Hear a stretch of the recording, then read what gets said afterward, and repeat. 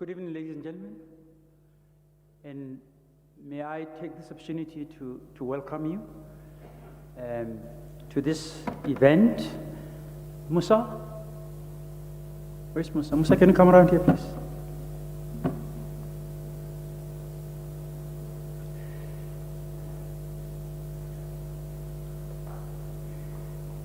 This is a clear sign that I'm born before technology.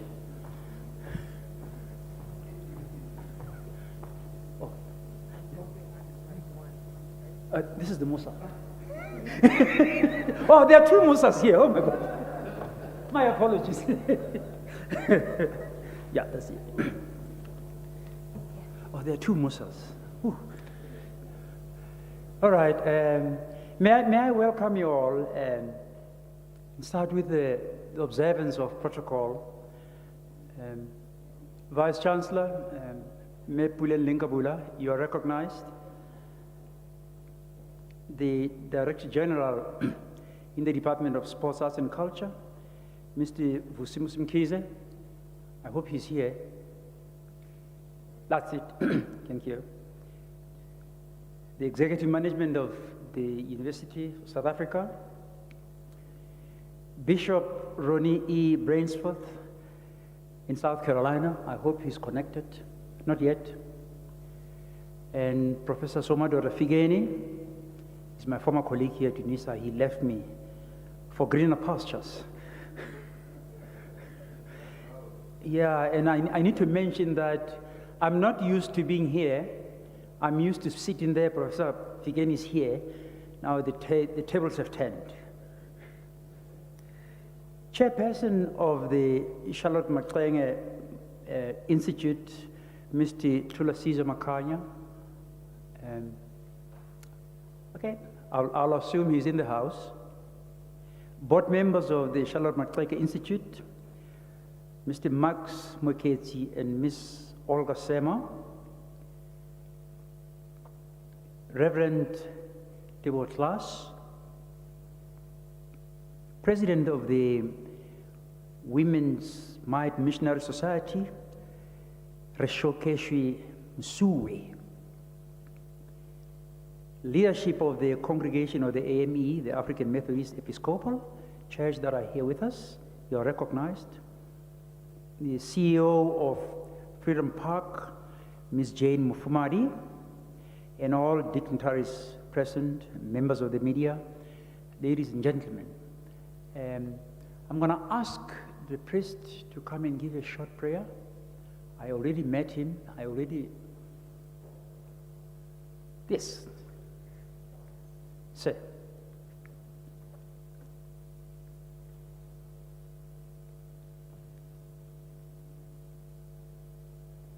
Because I met you, I didn't have to mention you.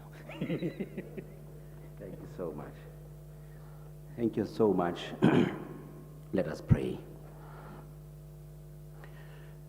Good and gracious God, our Father and our King, our Lord and Savior.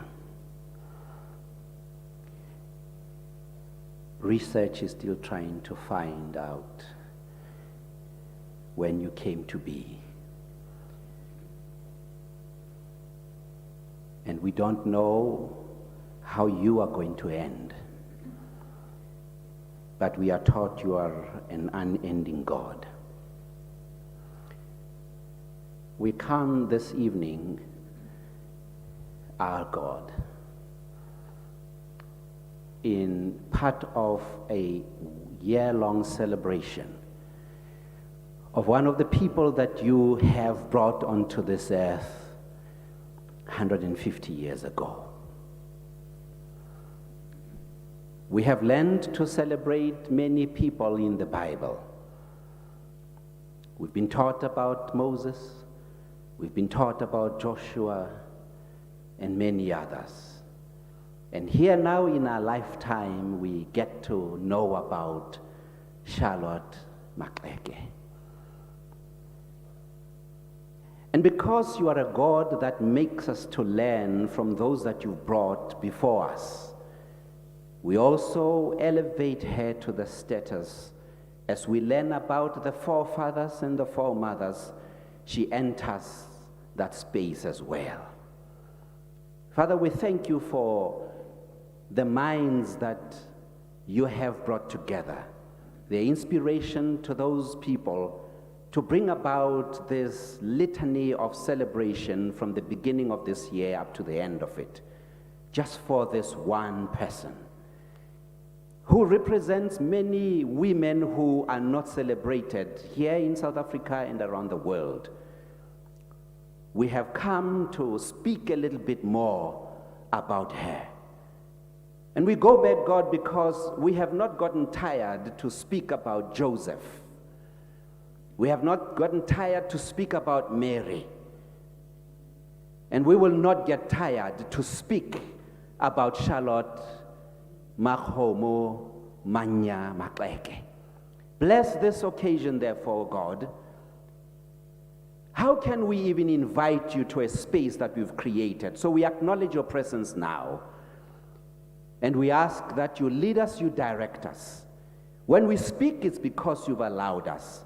When we think, it's because you've allowed us. When we inspire people, it's because you've allowed us. We ask that, therefore, you bless the leadership of everybody who has put this program together up to the end. And, oh God, may this act not go unnoticed worldwide. We ask, God, that this auspicious occasion shall be known in countries big and small, because there is a woman somewhere who needs to hear about the story of Charlotte Makhomo Mannya-Maxeke. Because they are losing hope, here's an opportunity for them to gain some hope. We ask that you bless us, therefore, about these that we've asked for, and others because of our feeble minds that we cannot think of. In the name of Jesus Christ, our Lord and Savior. Amen.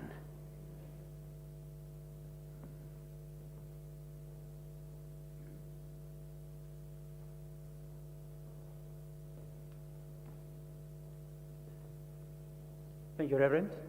I'm a Mosotho. Prayer is like medicine, and I grew up knowing that when a doctor gives you medicine, you don't say thank you. Then the medicine loses power. I've been asked to,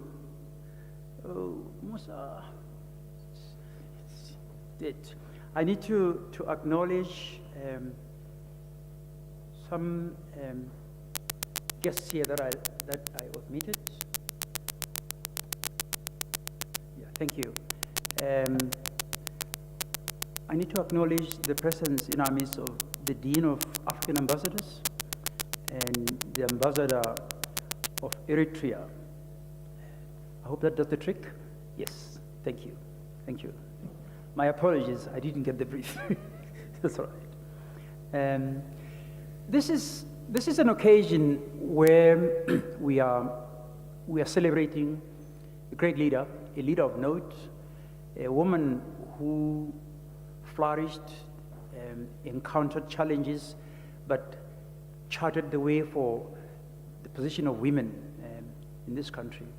This is the Charlotte Maxeke W.E.B. Du Bois Dialogue, and it's titled Lessons from the Student and the Teacher as we reflect on the role of education in the 21st century.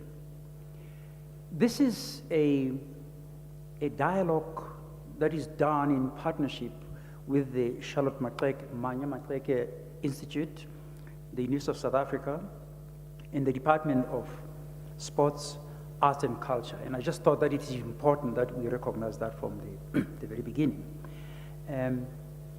We are going to have a brief video. The story, my story does not end here. I don't know if it can be brought up. Tech people. I was born to John Hope Manya and Anne Manwe on the 7th of April, 1871, and grew up in Fort Beaufort in the Eastern Cape. My father hadn't gone to school but would encourage my siblings and I to better our lives. His shortfalls were the seeds of my ambition, and I yearned for the day I would return back to the mountains of my father's village and teach my people. My siblings and I attended Edwards Memorial, a missionary school, where my thirst for knowledge and a burning desire to be educated and to educate was fueled, not only by my teachers, but also by my mother, who had chosen teaching as her vocation in life. In 1885, my father began to attend night school.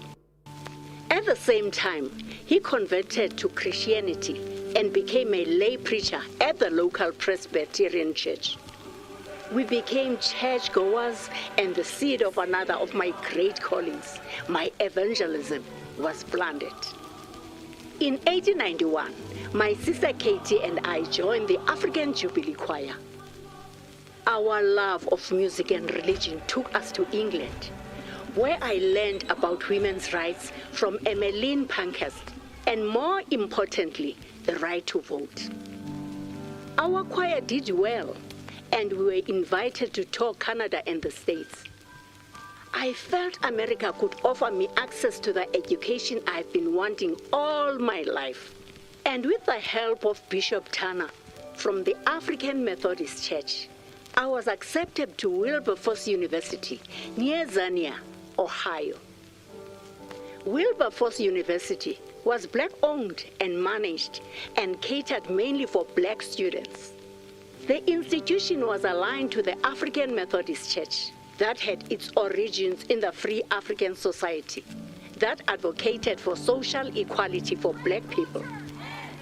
While studying towards my Bachelor of Science, I witnessed incredible leadership and began to see a different future for myself, one in which I could not only teach my people, but one where I could lead them too.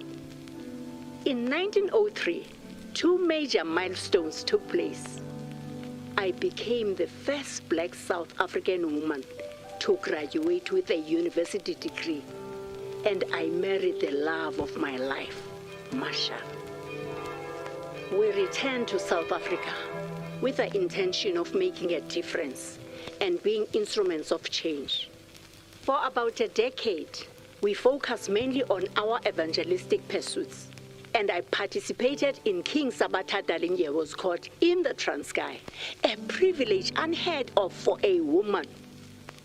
My husband and I started the South African Wilberforce Institution in Everton, an establishment that has survived both Marshall and myself. In 1912, we found ourselves in Bloemfontein. A group of like-minded people who wanted to change the world came together to form the African Native National. I became a strong proponent of changing the social and political situation of Black women in South Africa, and used every opportunity I had to raise the profile of women's rights. Who would have thought that today you'd be learning about a young girl from rural Eastern Cape named Mannya-Maxeke? What made my story different from that of my sisters, my neighbors, or fellow students? A supportive parenting environment, a value-based upbringing and a Christian worldview, mentorship and access that would afford me opportunities within which I could represent, as well as win the respect of my fellow countrymen and women. In a time where many of my achievements were improbable, the impossible was made possible, and I was able to rise. I have always believed in the principle of, if you rise, bring someone with you. And this is our vision for the Mannya-Maxeke Institution. I have shared my story with you in the hope that it may inspire your buy-in and motivate your support of our vision. I pray that you'll be among the first of many who will join us in our endeavor to create opportunities for our daughters to lead and to shine. There are many among us who have begun to make their mark in history. I believe there are many more waiting to rise and for the opportunity to excel. My name is Charlotte Mannya-Maxeke.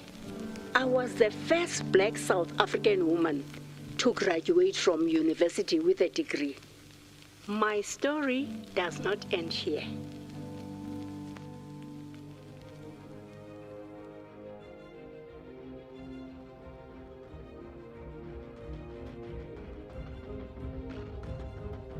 My name is Brael, and I am one of the first women to be the chairperson of an electoral commission. My story does not end here. My name is Sibongile Rejoice Sambo. I am the first South African black woman to start an aviation company in the private jet space, providing helicopters and private jets. My story does not end here. My name is Asnath Mahapa. I'm the first black South African woman to acquire a commercial pilot license. My story does not end here. My name is Dr. Musawenkosi Donia Salrombe. I'm the youngest female PhD graduate in Africa. My story does not end here. My name is Riboni Bella Mudisha, and I am the first black woman to qualify as a PGA golf professional. My story does not end here. My name is Zuleika Patel, and I am a black female activist at the forefront of decolonization within schools and black radical feminism movements within the country. My story does not end here. My name is Michelle. I am 9 years old. I've published 2 books, and I'm the youngest author in Africa. My story does not end here.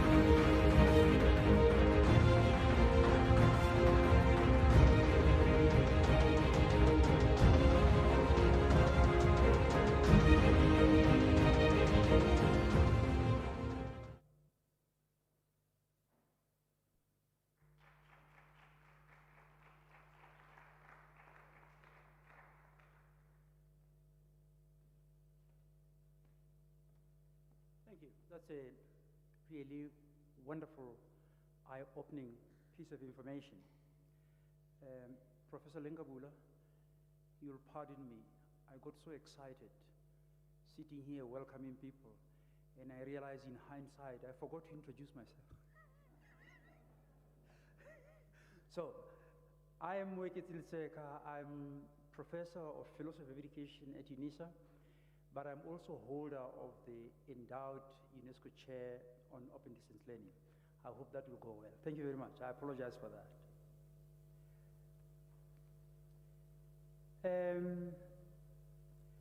According to our program,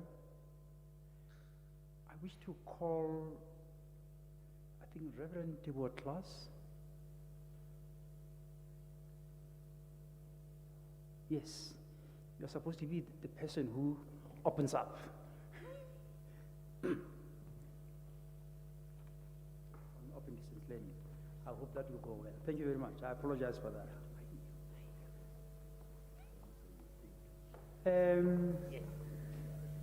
According to our program, I wish to call, I think, Reverend Tibor Klaas. Thank you very much, moderator of Yes. This You're supposed to August be the person who opens up. occasion, the dialogue On open distance learning. of I hope that will go well. Charlotte Thank you very much. I Maxeke apologize and for that. W.E.B. Du Bois, to all who According to our program, heard that people I have wish to knowledge, call, let me say to all who deserve I think, honor. Reverend Tibor Thank you Klaas. very much, moderator of Yes. this You're supposed August. to. Okay, I hear myself. Perhaps just to begin, let me salute all of you in my tradition, in the name of the Lord Jesus Christ. To welcome you in this occasion, I have actually been asked to, just for 5 minutes, share with you perhaps my encounters with the story of Charlotte Mannya-Maxeke, so that it's not just things that would say we got in the books and the papers, but how they got also transferred into generations such as ourselves. I am a pastor in a church that finally found its footing on the soil of South and Southern Africa as a result of the bridge that Charlotte Mannya-Maxeke had built. In fact, not only just a bridge, but what would have otherwise tended to be painful became a purpose through which connections were made among black people in the world. And she became the bearer of that connection between the Ethiopian movement, as it was called in South Africa, born as a result of protestation against discrimination inside the Methodist Church. And she became the connector between that experience in South Africa and an experience that had taken place 50 or so years in the United States of America. What was meant to be a painful end of her going around singing ended up becoming a birth process for solidarity among black people in the world who shared similar history. And that denomination is the African Methodist Episcopal Church. I'm in particular needing to share also the power of retelling stories. Because what I've already said, it's not because I have an advantage now that I had books, but I had this because older people in the church never forgot to tell us about Charlotte Mannya-Maxeke, in us understanding who we are, both as members of the church, but also the pride of her involvement in society, desiring the freedom of black African people. And I think that's a profound thing, because I understood that education is not, in fact, the reserve of institutions, but institutions of learning build up on what we learn from our homes. And the fact that also I had learned because of the retelling of the story, and that the story now has even taken greater proportions. It's a story that people learn about and people write about in institutions of learning, tells us that there is, in fact, an important connection between institutions of learning and even the church. And I think this was profound, because Charlotte Maxeke, was the embodiment of not compartmentalizing life, but she was just as spiritual as she was social and political. And it was with her that was embodied.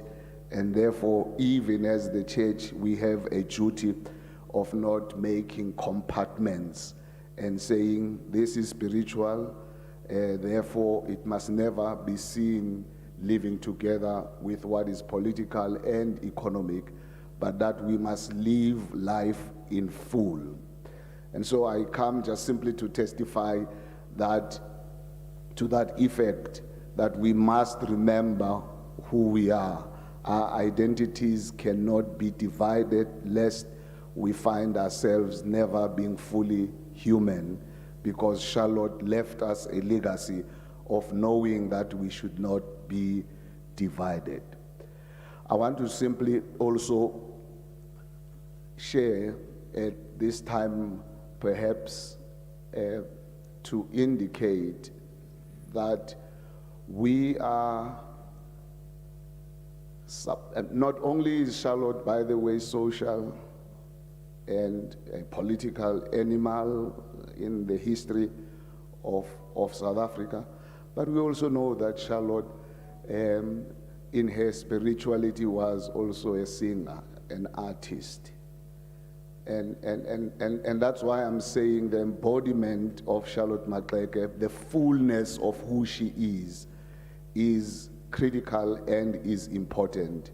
And this is why we must not forget to tell her story as we seek to find our own story in the way that we learn from her, because we pick up from them as we go forward. This is, in the biblical tradition, an important thing. And I just want to read as I take my seat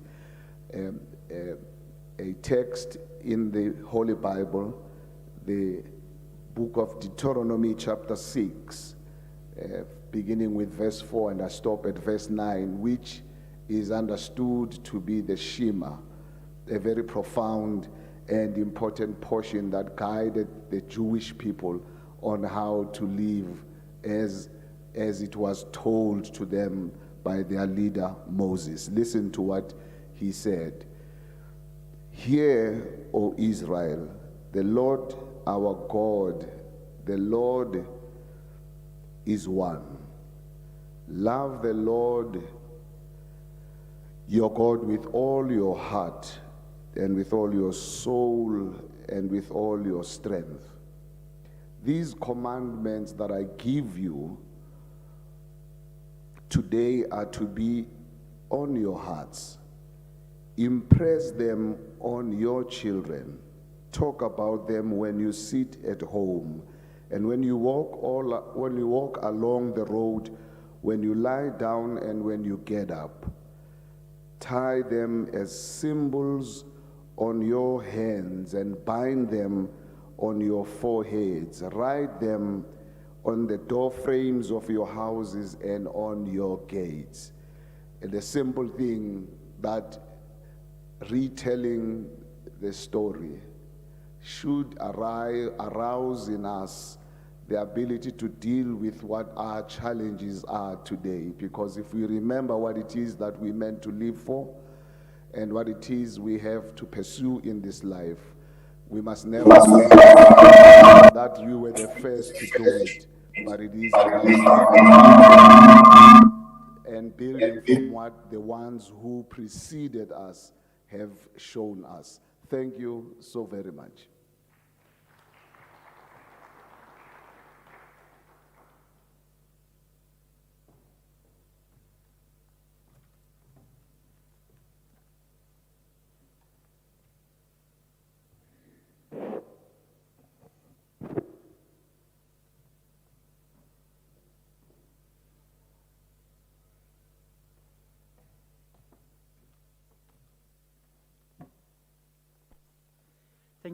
Thank you so very much, Reverend Klaas. Without further ado, I'll call Dr. Musa Sorombe, the Charlotte Maxeke Manyi ambassador.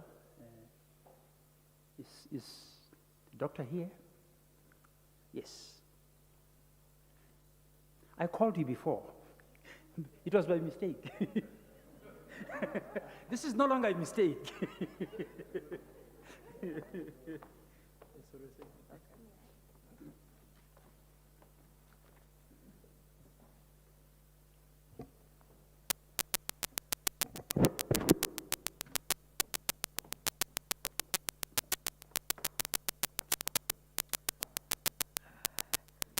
Good evening, everyone.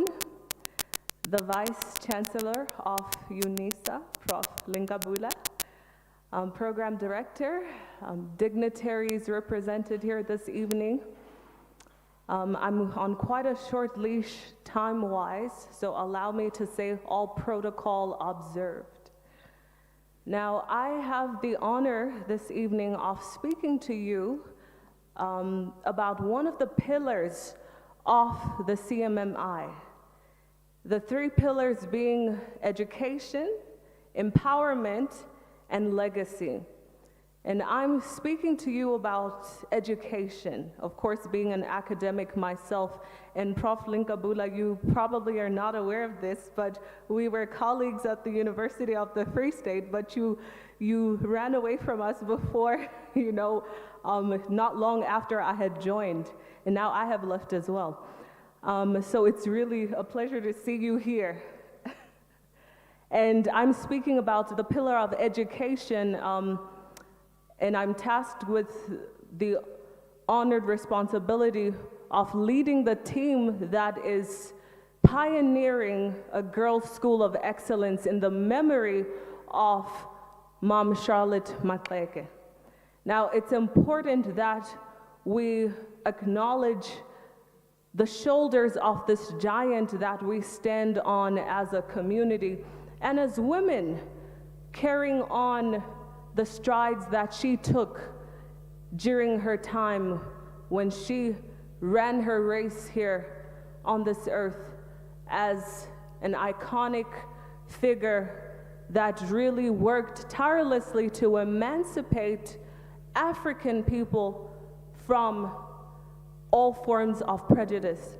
And it's important that we acknowledge the work specifically that she did in emancipating women.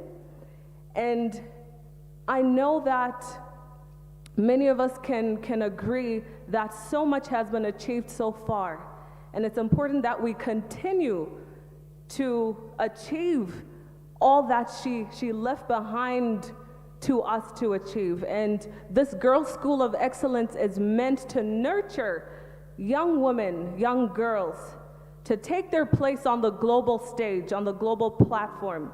And we have an intention of creating gems that we will send out into the world, gems from Africa, that are proud of their identity and take pride in who they are. They're self-aware and know how to fit in the tapestry of the global scale and life the world over. Now, as a steering committee, as the head of the steering committee, we are currently going through a phase leading up to or culminating in the construction of the school, and we're also looking into a curriculum that will prepare these girls for the responsibility that lies ahead. We have seen, if anything, as dire as this pandemic has been, we are able to take some key lessons that will launch us into the future if we grasp them really well. And one of them is the need for versatility, flexibility, and adaptability.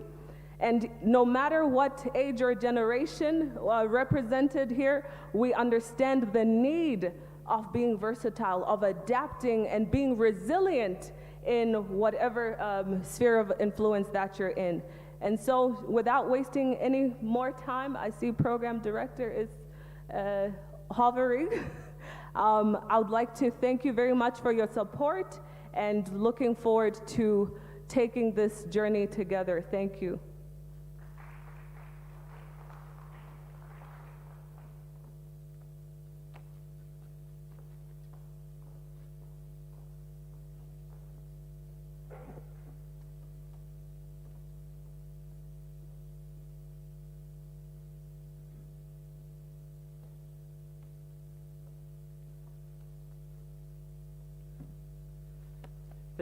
Thank you, Dr. Sarumi.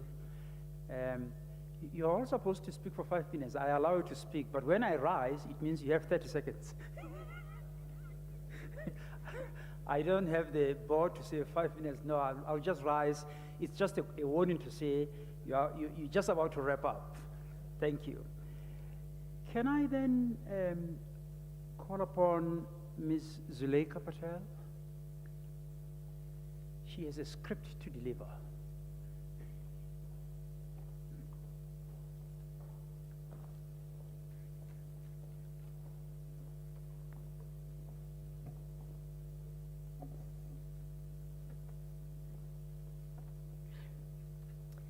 Good evening, everyone. Good evening to the Vice Chancellor of the institution and to all our distinguished guests today. I'm going to be doing a reading from the book written by Alfred Xuma, What an Educated African Girl Can Do, but I'm going to be reading the foreword written by W.E.B. Du Bois, but before I do that, there's going to be a short video on Dr. W.E.B. Du Bois that's going to play on our screens.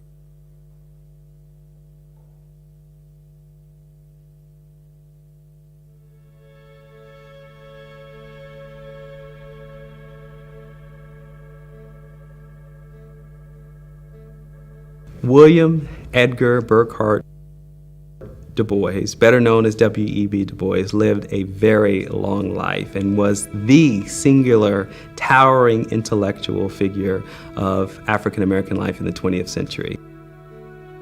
He was born in Great Barrington, Massachusetts in 1868 and died in 1963 in Accra, Ghana. He was one of the first advocates of using academic knowledge in the service of civil rights and social change.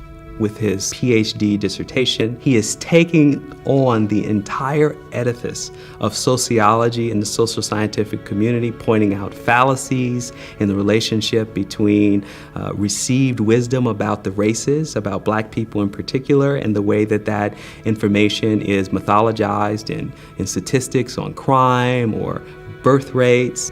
Du Bois worked tirelessly to position himself at a university or at what we would consider think tanks today in order to have the financial support and the platform to make a difference. Eventually, he found his way to the editor of the National Association for the Advancement of Colored Peoples, the NAACP's New Crisis magazine, published in 1911. And for over 20 years, he used that as his perch to describe every facet of the race problem. He was also an early Pan-Africanist and participated in the earliest Pan-African gatherings in London, here in the United States, and drawing together people of African descent all over the world to change the balance of power, to throw off the yoke of colonialism and the human rights abuses here in this country. And when it came to the Harlem Renaissance, when it came to the New Negro movement, he parlayed all of those networks, all of those ideas, his facility in both social scientific work, his literary production, to prove with the power of the pen and the power of the voice and the power of organizing that Black people could and would transform this world, not just for Black people, but for democracy.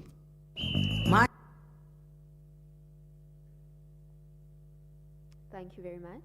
I'm going to begin with the words of Dr. W.E.B. Du Bois, which he had written on Mam Charlotte's Mannya-Maxeke.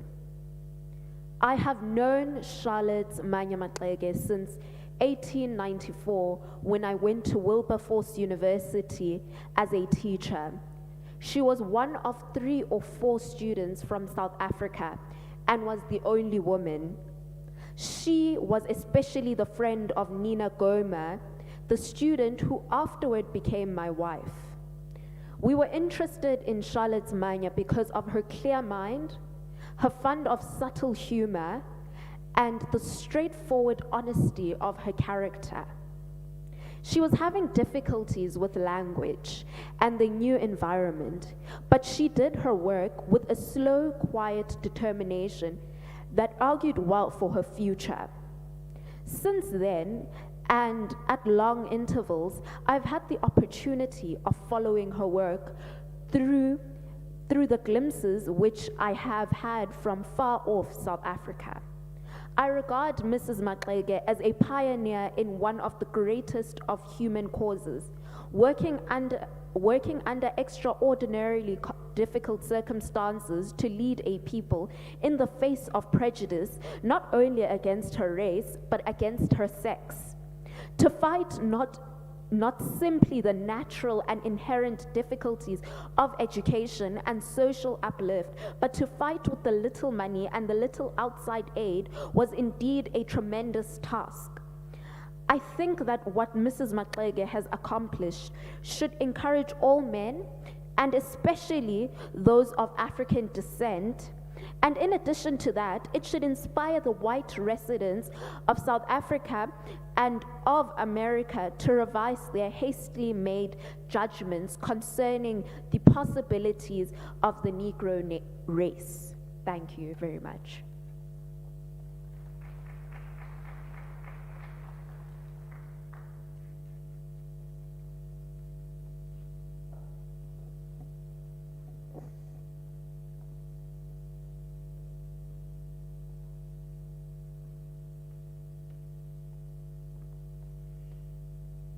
Thank you both, Reverend and Ms. Patel. You know, last night I was reading through the letters, and I was struck by the coincidence, and I think Prof. Somadoda Fikeni and Prof. Lingabula will identify with that. You know, I spent 10 years at Fort Hare, and I lived in Fort Beaufort, where Charlotte Maxeke spent a lot of time there. I was traveling from Fort Beaufort to Alice, where the university is, and this is my home. Dr. Dubois, I was a student of Professor Jeff Guy, who just passed away 2 years ago, and he introduced me. So as I was reading through, I was like, my God, this is like going back home. Anyway, let the games begin. We are now about to start the dialogue. Can I then ask Ms. Potgieter to ascend to the place? She's our moderator. And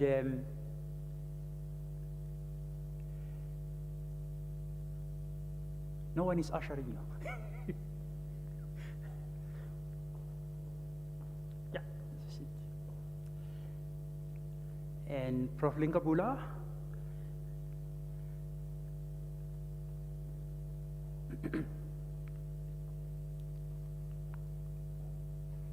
You're going to take the middle chair. Thank you. Prof. Somadoda Fige, you're going to be on the other side. The other participant, Bishop Ronnie Brailsford, will be joining us virtually. Is it possible, the technical team, to bring Bishop Brailsford on?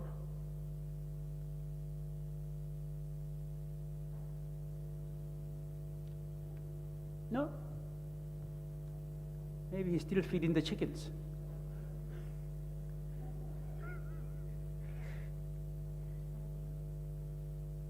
Can we connect to the bishop, please?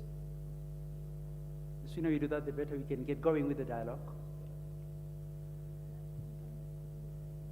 Thank you, Bishop. You're welcome. We can't hear you. You're muted. Good evening, everyone, and thank you very much for this opportunity. Now we can hear you loud and clear. Ms. Potgieter. Very good. The floor is yours. Thank you very much. Vice Chancellor, Excellencies, the Chairperson of the Charlotte Mannya-Maxeke Institute and board members, all protocols observed. Thank you very much for this opportunity to once again participate in the event organized by the Institute. We know that Charlotte Maxeke was a student of W.E.B at Wilberforce University, the first black-owned and managed college or university in the United States of America between 1894 and 1901. Their comradeship in the cause of African freedom continued even after graduation in 1901. They continued to exchange letters as she returned home to South Africa in 1902 as the Anglo-Boer War drew to an end, and reflecting on the realities of the daily lives of Africans and the ideas that could move us forward. And we also know that in 1900 was the first of the Pan-African Congress, organized by Henry Sylvester Williams, and Dr. Du Bois played a very important role in that Congress and subsequent Congresses, so indeed a father of Pan-Africanism. She returned to the United States in 1928 for a talk at the conference of the Women's Might Missionary Society of the AME Church, and the formation of education institutions remained a high priority on her list of goals amongst a whole range of different priorities that she had. And one of the lessons from this anniversary of 150 years since her birth is just what a diverse person she was. An educationist, an activist for women's rights, a freedom fighter, an advisor to royalty. She was a juvenile, a parole officer, the list just goes on. And you wonder how anybody can do that in a relatively short lifespan. But that is just part of it. Our panel tonight is very distinguished. Professor Puleng Lenkabula, Principal and Vice Chancellor of UNISA, Prof. Samadoda Fikeni, Commissioner of the Public Service Commission, and of course, we know each other from the Mapungubwe Institute. And then joining us from the United States, Bishop Ronnie E. Brailsford, who is the presiding prelate of the 19th Episcopal District of the AME Church of South Africa. A warm welcome, Bishop. We're going to start our dialogue with... Thank you. It's good to be with you. Welcome. We will start our dialogue with Prof. Puleng Lenkabula to do just some introductory remarks. 3 minutes. We will then go to Prof. Fikeni, and then you, the third on the list, Bishop, to just do the introductory remarks, and then we will go to the question and answer session. Over to you, Prof. Perhaps I should start with requesting a minute plus, and I'll explain why. It is my duty and responsibility as the Principal and Vice Chancellor to welcome you to the University of South Africa. We often call it the University of the Land, and you understand why. So that's why I need to request to do that. The second, I'm aware that when Professor Litseka was introducing the protocol that we were told was official was not shared. So it would not be okay in terms of the guidance that I have around protocol, not to acknowledge yourself, the facilitator, Professor Litseka, Your Excellencies, our leader and boss in higher education, Dr. Nkosinathi Sishi, the board of the Charlotte Maxeke Foundation, the church represented by the church leadership of the African Methodist Church, yourself, my former colleague and friend, Professor Fikeni, members of the university community, Ambassador, thank you very much of Eritrea, university community, student staff, stakeholders, and all people who would like to associate themselves with the Charlotte Mannya-Maxeke. Unfortunately, that part of my bureaucracy I have to honor, otherwise I would not have done well.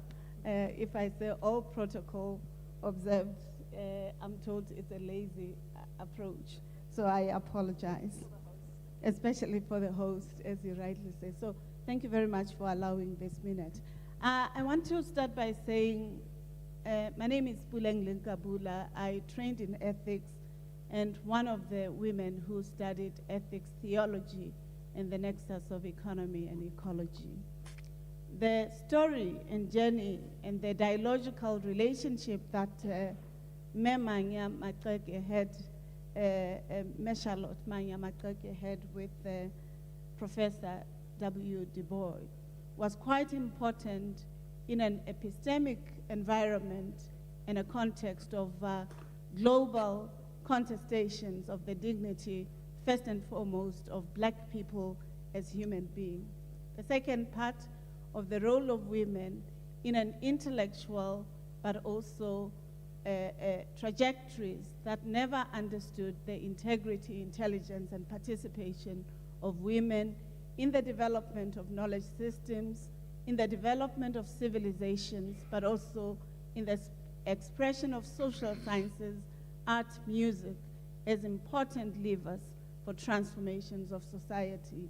And I want to assert that that dialogical relationship is very important because it speaks to the idea that education is a resource for transformation, for change, for enabling human encounters for the benefit of change in society for the better. And it's an important invitation for us to thinking about because it is within the historical, political, economic, and global contestation of white supremacy, of the civilizations that never identified black people as human beings. It is in the transitions of slavery and liberation, but also the articulation of civil rights, for we have learned through the contestation of the quest for freedom in France, when in the French Revolution, when the Haitians would have been the partners to the French people in fighting for their dignity, but not their dignity being allowed to manifest, including today. So we cannot make this journey of Mannya-Maxeke without understanding the place of Haiti in the emancipatory project of black people in a global economic context that never saw them as human or which saw them as chattel. We must also think around this idea of institutions of higher learning, which are set up in order to train, to give critical skills, analysis, and the opportunity to forming students as citizens who contribute to society.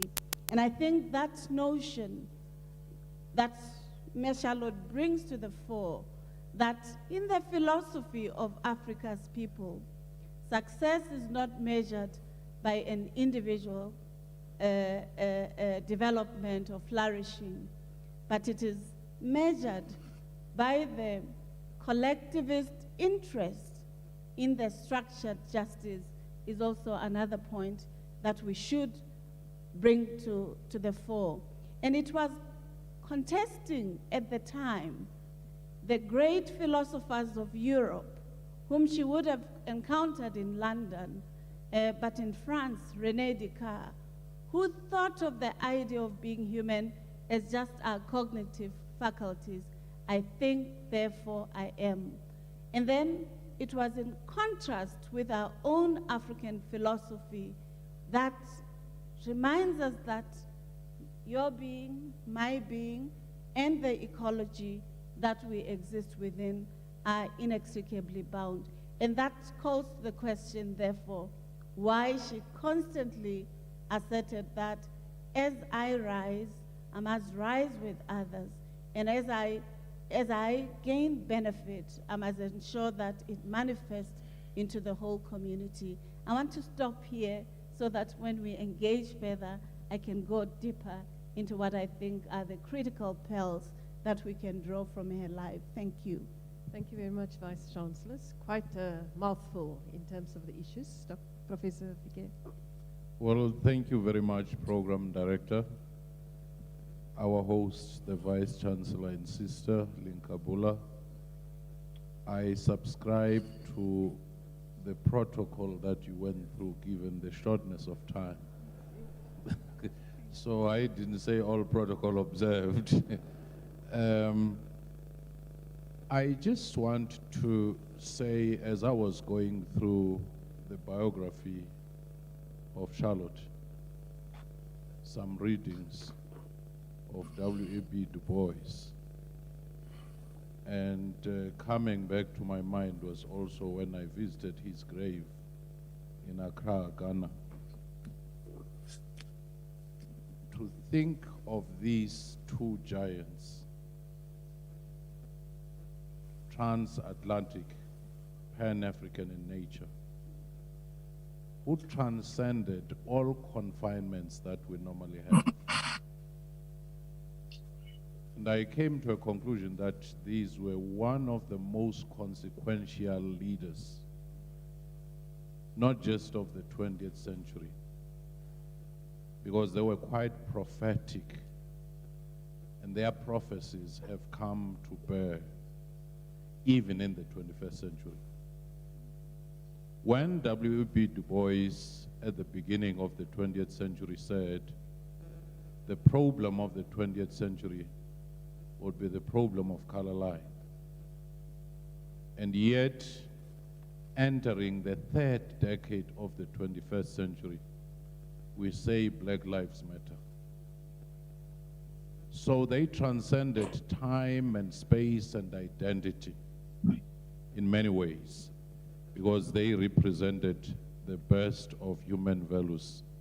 They were pioneers, chartering new frontiers as global Africans. But what I want to lift out of their lives in the context of education today, it's a contradistinction between activist engaged scholars or intellectuals who are driven by search for solution to human problems versus career scholars who are chasing the number of articles in order to get recognition from the Senate, in order to get a promotion. Who, when they go, their life ends with the obituary, because there is no legacy beyond their lives. So when you take W.E.B. Du Bois, is the ultimate public intellectual.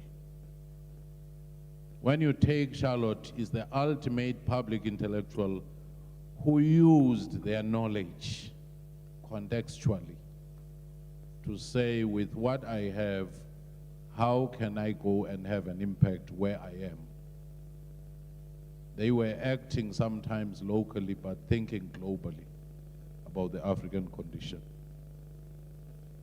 So as we re-examine the academic enterprise and the meaning of scholarship, not just at a university level, but from basic level, to say, how is it possible that our grandparents, when they exited at grade 3, at grade 4, could do something? They could make dresses. They could have some knowledge of agriculture. They could have some knowledge of home economics, and they could live off that. And yet today, people go to grade 12. If you say, what can you do for yourself? It's quite a challenge to think. The second part I wanted to highlight very quickly, the fullness of these individuals. They were not sociologists. They were not natural scientists. They were not political scientists. That's why every discipline can relate to them. As the pastor said, their fullness gave greater purpose and greater impact. In fact, many scholars that you see who have had the greatest impact are not confined to a discipline. They are not confined to a certain narrow corridor. So the multidisciplinarity was already there. We ought to be asking how this fragmentation came, what impact it had. And of course, if there was time, I would have spoken about the church and its role. Even missionaries had a certain role and impact. During the struggle, churches has a certain role. We ought to be asking ourselves today if we still have that. So I just want to end by saying We face the greatest crisis today. But these leaders also face the crisis. It is the opportunity out of a crisis that defines the greatest generation. When crisis does not paralyze people. I'll stop there for now. Thank you very much, Prof. Fikeni. I think that on your last point, or the one before last point about the role of the church, is a good point to go to our next speaker. And Bishop Ronnie Brailsford, I came across the AME Church for the first time in 1985 as a first-year student at UWC. And at the height of, we had the state of emergency, and we knew that a place where you can go and find refuge was in the AME Church when the police was looking for us. So when, during the readings on Mum Charlotte, I came across the fact that she belonged to the AME Church, it sort of made sense in a very profound way. Bishop Ronnie E. Brailsford, presiding prelate of the 19th Episcopal District of the AME Church, South Africa, the floor is yours. Thank you so very much, and I will say to the established protocol, but first of all, do allow me to thank God and to thank the Charlotte Mannya-Maxeke Institute and the University of South Africa for the opportunity to participate in this very important dialogue. I bring you greetings today from the Council of Bishops of the African Methodist Episcopal Church globally, the 19th Episcopal District, where I happen to serve in South Africa, and from Wilberforce University in the United States of America. We greet you in the joy of our Lord and Savior Jesus the Christ, and we certainly celebrate the rich heritage and legacy of Mrs. Maxeke as a graduate of Wilberforce University and an AME Church member and a pioneer for the expansion of the AME Church on the continent of Africa and especially South Africa. I was asked to lift up just a few lessons from W.E.B. Du Bois and Mrs. Maxeke, and I want to, in the interest of time, briefly lift up 4 lessons, values that we can glean for today that will help us in terms of the global challenges that we are facing. We may talk about others in the question and answer session. The first life lesson I want to lift up is that Dr. Du Bois and Mrs. Maxeke placed a high value on spiritual and secular education for everyone. Both understood the enormous impact that spiritual and secular education could have on a person and society. It transforms the life of the learner with new perspectives and empowers them to become agents of transformation in the lives of others. Thus, Mrs. Maxeke and her husband spent time in schools and in the pulpit. Even though he was an ordained minister, they spent much time in the school. Later, she took it to a whole nother level as a social worker. As we talk about lessons learned, here we are 150 years since her birth and 72 years after her death. But the challenge for women to receive equality in education in many parts of the world, including on the continent, still remains. The lesson of what one well-educated and committed woman did to impact this country should accelerate the access of higher education for the girl child. She demonstrated the enormous impact that can be made when women are educated. There is added value to society for everyone. All of us win because of the derived benefits. We limit ourselves when we do not place the same value on education for girls and women as we do for boys and men. There's an African saying, in a land where all are blind, a one-eyed man is king. This is very limiting, to say the least. Let us all who can see, men and women, boys and girls, help lead us into a brighter future. Education helps us to see. Dr. Du Bois and Mrs. Maxeke saw what a well-educated African-American man and African-American woman can do. Both accomplishments of life's work extraordinary, and both left us with profound legacies. A second value or lesson Dr. Bois and Mrs. McClellan encouraged being unselfish and helping each other to rise. Dr. Du Bois spoke of the talented 10th and their role in providing leadership and giving back to humanity. Our education and freedom was never just for ourselves, but to pour back into the lives of others. It was evident that Mrs. McClellan shared that same philosophy, for she said, this work is not for yourselves. Kill the spirit of self and do not live above your people, but live with them. And if you can rise, bring somebody with you. This is so needed today in a world that is filled with many selfish people looking out only for self. Du Bois and McClellan would be encouraging us to learn how to live together and to help each other rise to fulfill our God-given potential. But let me rush on.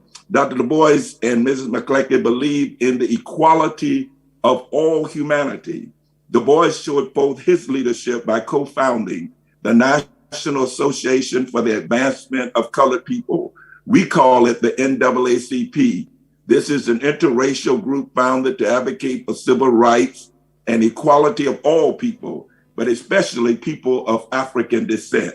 Mrs. McClellan came back to South Africa and started the League of Bantu Women, served with many organizations, and provided consultation to the government and others on women's rights and the overall struggle for social justice. She fought for education and social uplift in spite of limited funds or outside aid. Dr. Du Bois admired her pioneering spirit to face prejudices and injustices, not only against her race, but also against her sex. Our learning from this and from them doing likewise today could serve as another major step toward mutual respect and dignity for women and bringing us closer to eliminating gender-based violence. Women are to be valued and their rights are to be protected. Both showed us that informed diversity at the table provides for a more productive and inclusive agenda, menu, and social justice outcome. Finally, as I close, Dr. Du Bois and Mrs. McClellan believe leadership makes the difference. John Maxwell, a profound author when it comes to leadership, says everything rises and falls with leadership. Du Bois and McClellan were the embodiment of that. They did not shy away from leadership. They embraced it and the responsibility that came with it. In fact, they pursued leadership opportunities. As I close in summary, we too, each of us, are called to be leaders. We are still called to do as the biblical text, Micah chapter 6, verse 8 states, he has shown you, O mortal, what is good. And what does the Lord require of you? To act justly and to love mercy and to walk humbly with your God. Dr. Du Bois fought for the liberation of people of African descent, and Mrs. McClellan fought for the liberation of South Africa. Both were profiles of courage, of selfless service, and faithful to the ideals of good and justice. These certainly apply to us today. The church, as well as the community, we must all come together and work together as one team, because together everybody achieves more. Thank you so very much. And we thank God for the life of Dr. W.E.B. Du Bois and Sister Mrs. Charlotte Mannya-Maxeke. Thank you and God bless. Thank you very much, Bishop Brael for those inspiring words. We're now going to start the dialogue, and those that are listening on here, you're welcome to start posting your questions whilst we ask a few questions from our esteemed panel. The first question which all three of you referred to is the importance of education. Education for transformation, Prof, you mentioned. You spoke about the importance of public intellectuals and scholarship that's not just about career scholars. But also the important asking the question about how is it possible that at the time, at the turn of the previous century, people had grade 3 and grade 8 and were able to be productive citizens, and today we have 12 plus years of compulsory education, and at the end of it our children can't do much for themselves. So I think that the question about education for transformation is a theme for both of these giants of Pan-Africanism.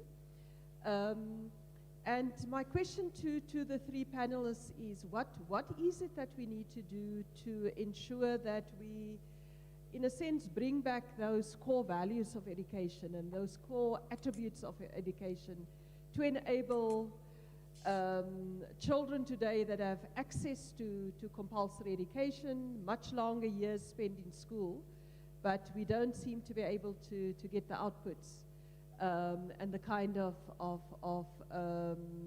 results that we had from previous generation that had to do with much less education. So let's start with Prof, or shall we start with Prof Fikeni and then yourself, Prof Linkabula? Well, I do think that training scholars to have critical consciousness, wherein they see education as not just a matter of self-advancement, but as a simple tool to search for and find solutions for their communities, as well as ability to be able to navigate life, interpret life, so that critical consciousness. That's why I think it was a mistake at one stage when we were beginning to talk down humanities and social sciences. Because sciences, even natural sciences, engineering and so forth, are intertwined with ethics, with social consciousness, with environmental consciousness, with gender consciousness. So once you have that, you wouldn't have a situation of scientists such as Andrei Sakharov, who was one of the people who come up with atomic bomb. And they say, I was just acting on an instruction. And when they see the consequences of that, they went to their graves, guilty of what they'd done. So we are at that critical moment with global warming, with gender-based violence, identity and prejudices coming out back. And all those things cannot be solved by artificial intelligence of computers, but they can be solved by conscientizing those who are designing the algorithms. Thank you. Thank you very much, Prof. Linkabula. And one other issue that you also mentioned in your input, which I found very interesting, is the role of arts and culture, and how both of them saw the importance of it. So, you know, that well-roundedness that we spoke about. Thank you very much. One of the critical readers of Mannya-Maxeke and a feminist scholar, Professor Paswana, reminds us that we have inherited colonial knowledge systems which strip us from focusing on the integral aspects of change. And she uses the very strong discourse of decolonial emancipatory knowledge that strips us from the colonial edifices where we just want to mimic Euro-America's knowledge. And it is my take that Mannya-Maxeke reminds us that it is not just in mimicry of the encounter with Europe and America that we should produce educational system, but it is in the understanding of the local context as it relates to the global arena, including the commitment to liberation, freedom, emancipation, and a humanizing knowledge systems. The third aspect is actually what I see in Du Bois and Mam Charlotte's articulation of the role of knowledge, is this idea of the commitment to building institutions, and strong institutions that are not only centered in education, but that harness the political, economic, social institutions and multilateral engagement. And therefore, when Mannya-Maxeke started and was doing her work, she saw herself as a partner in the liberation efforts in South Africa, and therefore using her resources as a social worker, as a churchwoman, as a leader in society, as one who was seeing the plight of women, of families being decimated by a system of colonialism which later morphed or turned itself into apartheid, to working for liberation. And we see this also with Du Bois, whether in the encounters with many African leaders in London, but also in Massachusetts, as well as the fact that on the year that he died, that was when the Organization of African Unity was founded. And this idea of unity is very important because in this context, the weaknesses of Africa come from the fissures and contradictions of trying to ensure that we align with that which has always benefited from undermining us. And that strong senses that I feel the role of education as asserted by Mem Charlotte and W. Du Bois resonates. But it also resonates with Marxist scholars such as Gramsci, who remind us that we cannot be teachers who are separate from the daily challenges and exigencies that people grapple with in their lives. And therefore, to be a scholar, an intellectual, an academic, a political leader requires you to having a strong understanding of the local as you would of the global. Professor Fikeni says it begs the question or the idea of public intellectuals. I'm tired of public intellectuals, Professor Fikeni. And I think the notion of public intellectuals must be analyzed, because the public theatrics of speaking into the arenas of the social media, into the arenas of media, and into the arenas of publics as a platform and not publics as a social mobilization of the resource and agency of knowledge is one such important point. And Euro-Americas is comfortable with the idea of public intellectuals and very uncomfortable with the idea of organic intellectual, because an organic intellectual rallies not only the intellectual resources, but financial, economic, political, feminist, and other ideas that we become uncomfortable with harnessing. And here at home, we've become too comfortable with public intellectuals. Thandika Mkandawiri really reminds us around what it means to be African intellectuals. It's not in its publics, but it is in this emancipatory, liberatory, challenging and changing system. And I think I don't want to get my passion out. And perhaps it will enrich our dialogue with Professor Fikeni, because we have been made to feel uncomfortable by retreating from the publics, but by being organic intellectuals. And if we don't interrogate what it means to be an organic and a public intellectual, And why is it comfortable for those who sit with oppressive systems, whether gender systems, whether economic systems, whether indifference to those whose sexuality in mainstream or heterosexist systems want to assert their dignity? We may not know.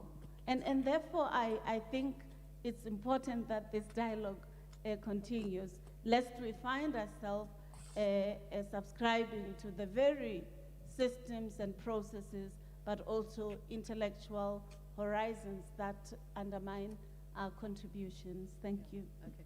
I think, Prof, you will have to organize a dialogue on this question about fact, public and organic intellectuals. Actually, a right to respond, because if we lose it now. Okay, go for it shortly, and then I'll bring. I said public engaged contextual intellectuals they were, who were involved in there. Okay. So the notion of organic intellectual, which is a Gramscian notion, I'm well aware it defines exactly the same thing. That's why I was very careful. I'm not referring to the Twitter and the media celebrities. I'm talking about people involved in their communities. Thank you. Okay, thank you very much. But I think it's a conversation that must continue, because I think that both these pioneers that we celebrating tonight, in a sense, they were public figures, no doubt about it, but at the same time very organically linked. They were intellectuals, but they were also activists for change. So in a sense, we need to continue to carry forward that dialectic between the two. I want to bring in Bishop Brailsford here. One of the quotes from W.E.B. Du Bois that Professor Fikeni reminded us about is the quote that the problem of the 20th century is the problem of the color line. And I think that all of us, and particularly I think South Africans, but I think across the African continent, when the Black Lives Matter movement started and what kicked it off, it was such a painful experience. We're in the 21st century and we seem to be sitting with the same kind of problem as if it's, as if the civil rights movement haven't happened, as if the Pan-African movement hasn't happened, etc. And what is your take on this question today? Over to you, Bishop. I'm sorry, I didn't get the last part. What is my take on what now? Please repeat. On the question of the relevance of what W.E.B. Du Bois said about the 20th century as the problem of the color line.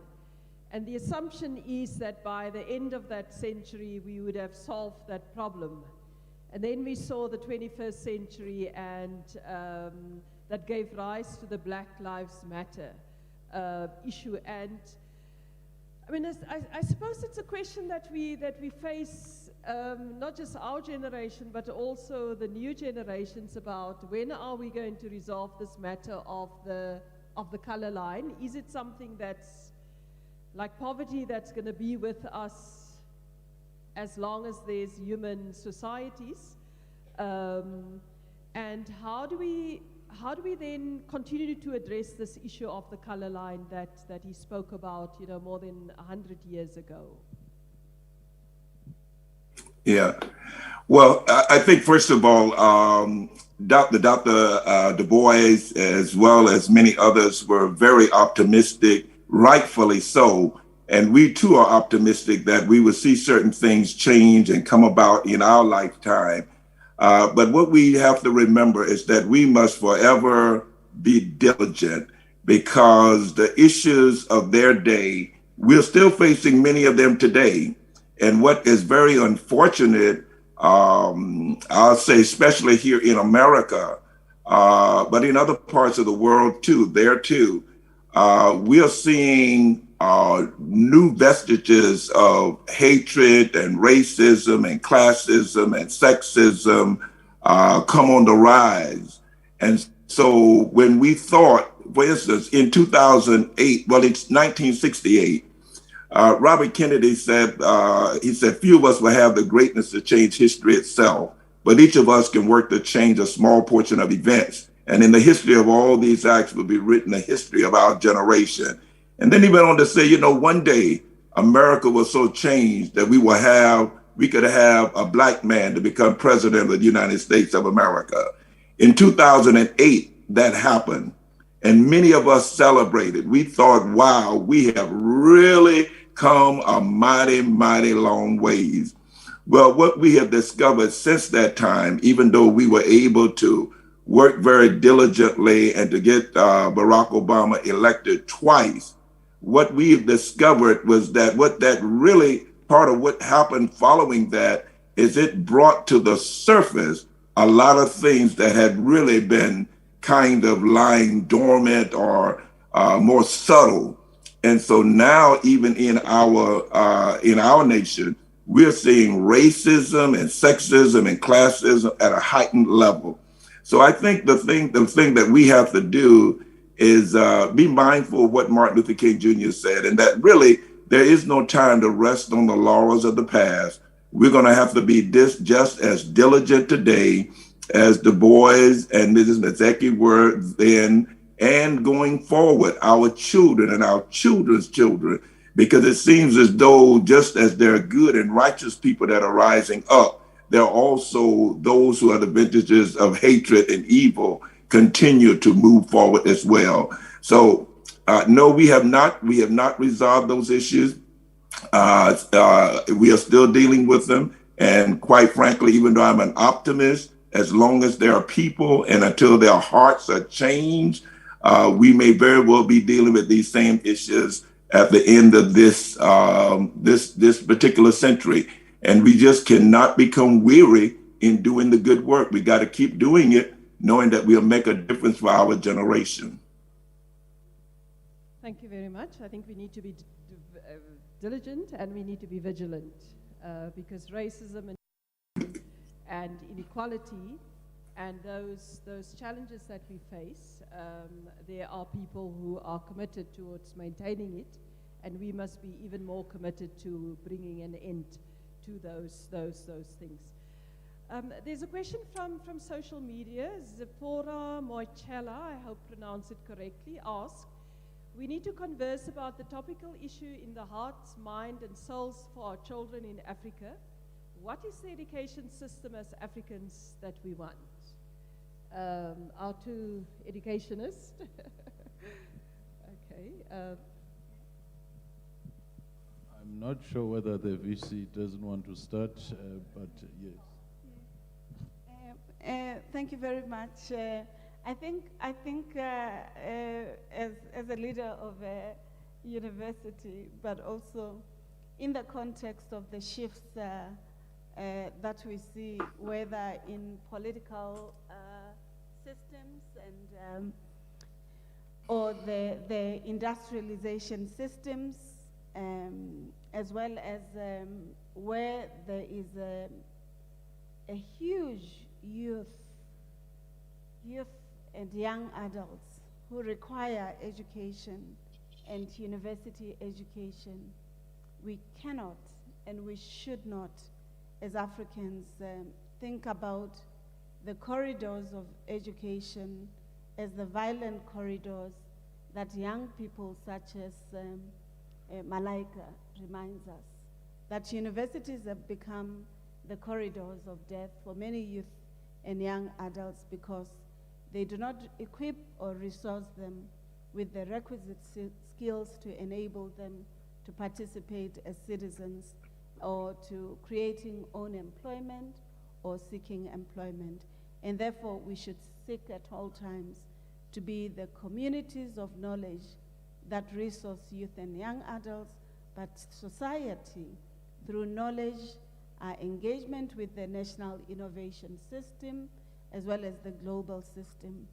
But I also see this as a question around the idea of an education that is centered in the contextual realities and philosophies from which it expresses education, that which respects endogenous knowledge systems, Africa's knowledge systems, respects its civilizations as it encounters other civilizations.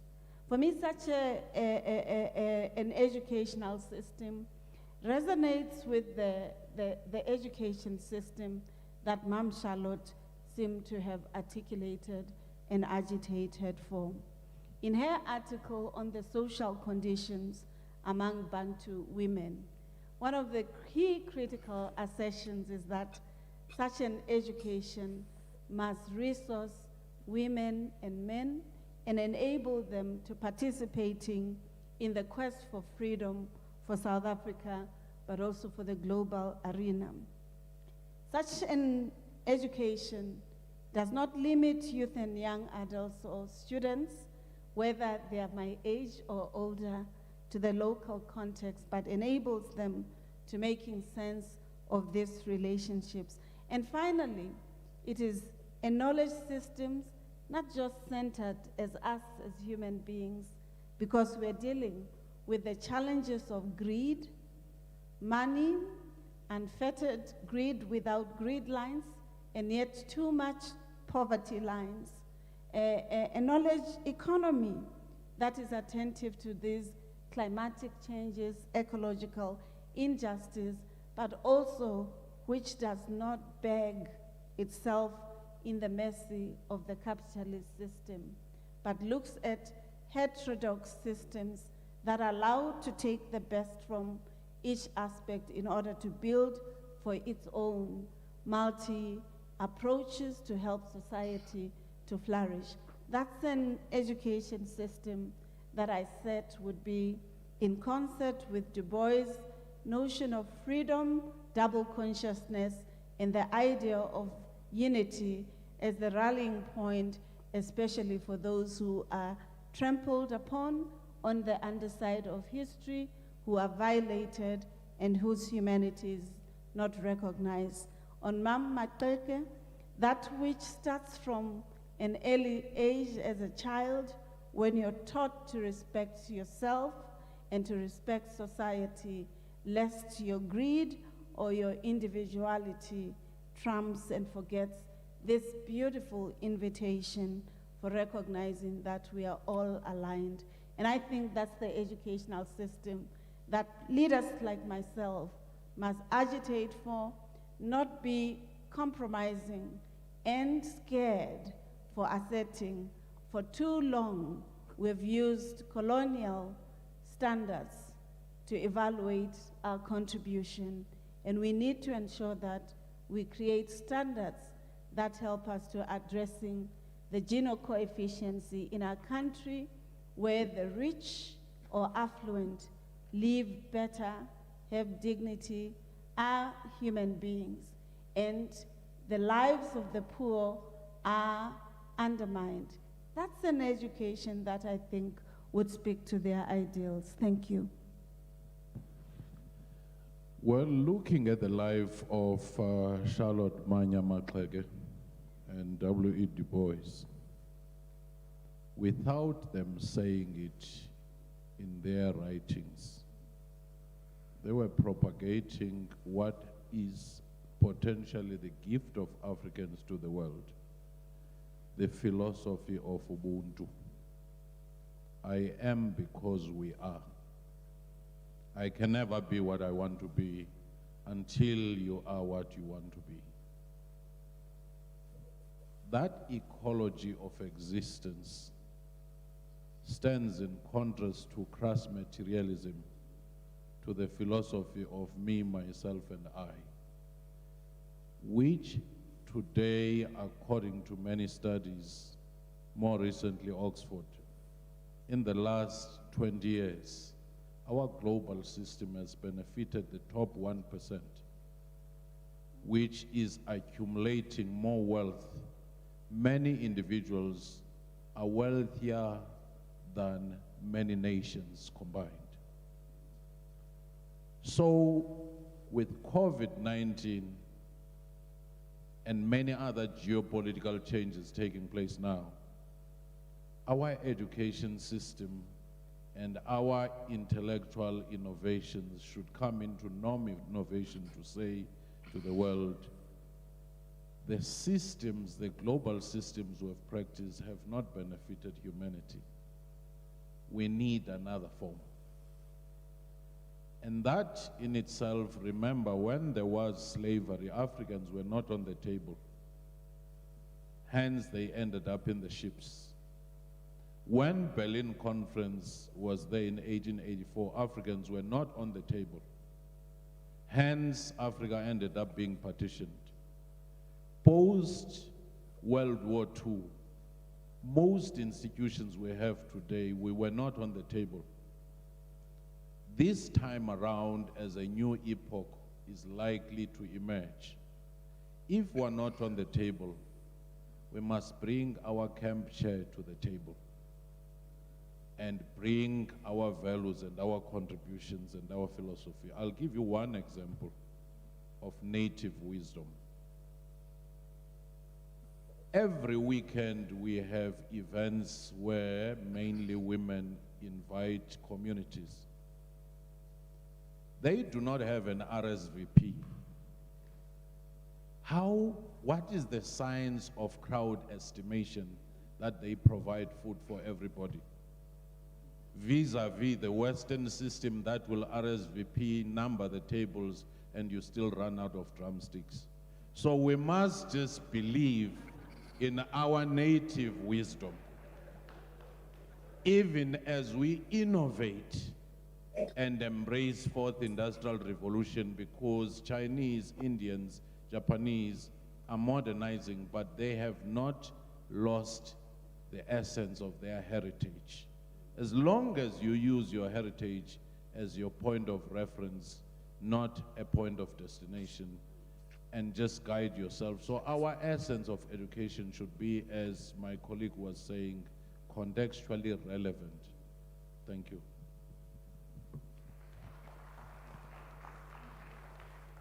Thank you very much, Bishop Brailsford. Your take on this question about what kind of education do we need today and the kind of values for a more humane world? Well, I think both of the academicians have shared well. I would concur and say this, we do really need to know our history of who we are, because I think that when we have an understanding of who we are better able to participate and navigate, if you will, in the larger community. I think part of what is missing in many of our educational institutions today is helping people to understand and have a better appreciation of themselves. And if I may just take a point of personal privilege, I grew up in a very rural community, very small town, really out in the rural areas. But I happen to have attended a church called Liberty Hill AME Church, where they started to petition that became Briggs versus Elliott, that later led to Brown versus the Board of Education, that later integrated the schools in the United States of America. At least the law became that they had to integrate in 1954. But the reason that was important, because for me, is that my great-grandfather, Latson Stoops, was one of those original petitioners. So when I went to the University of South Carolina later, which happened to be a predominantly white school, I went there knowing that in spite of racism, in spite of whatever I had to deal with, I was going to get my education because I knew my history. I knew who I was. I was not going into a setting waiting for other people to define me and who I am.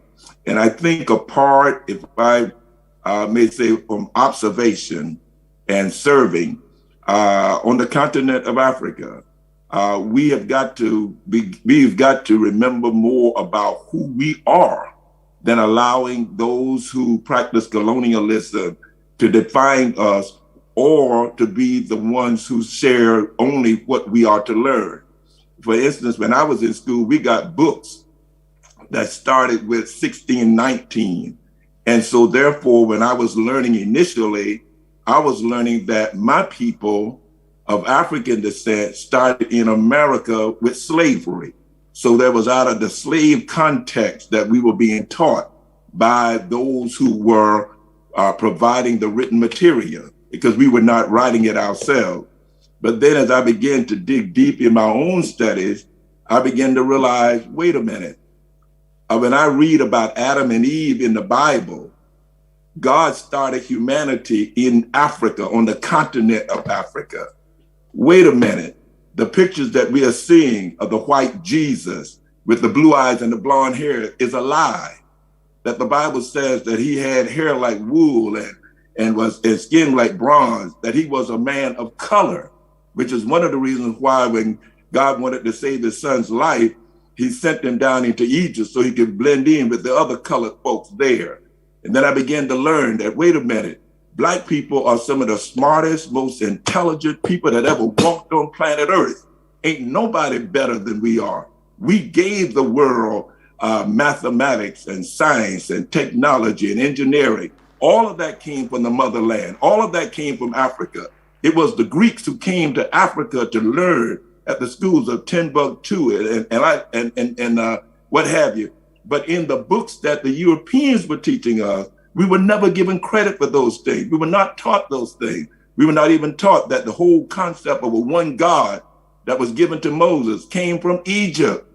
And so when we talk about, I think that if we're going to really talk about education systems and our people, and in today, we got to help the next generation that's coming along to understand who we are, where we came from. We are not inferior. We are not the images that people have portrayed us as being, but we are some of the greatest, smartest, most intelligent people that God ever put on planet Earth. And when he got ready to start with humanity, he came down and molded humanity himself. And praise be to God, he did it on the continent of Africa, the richest mineral continent in the world. So we are somebody special, and we come from someplace special. And we have to embrace that in terms of our knowledge and understanding. And if we get that kind of foundation, then I think people will see things differently, will learn differently, and we'll be stronger and greater as a people. Thank you very much, Bishop. I think a round of applause is in order.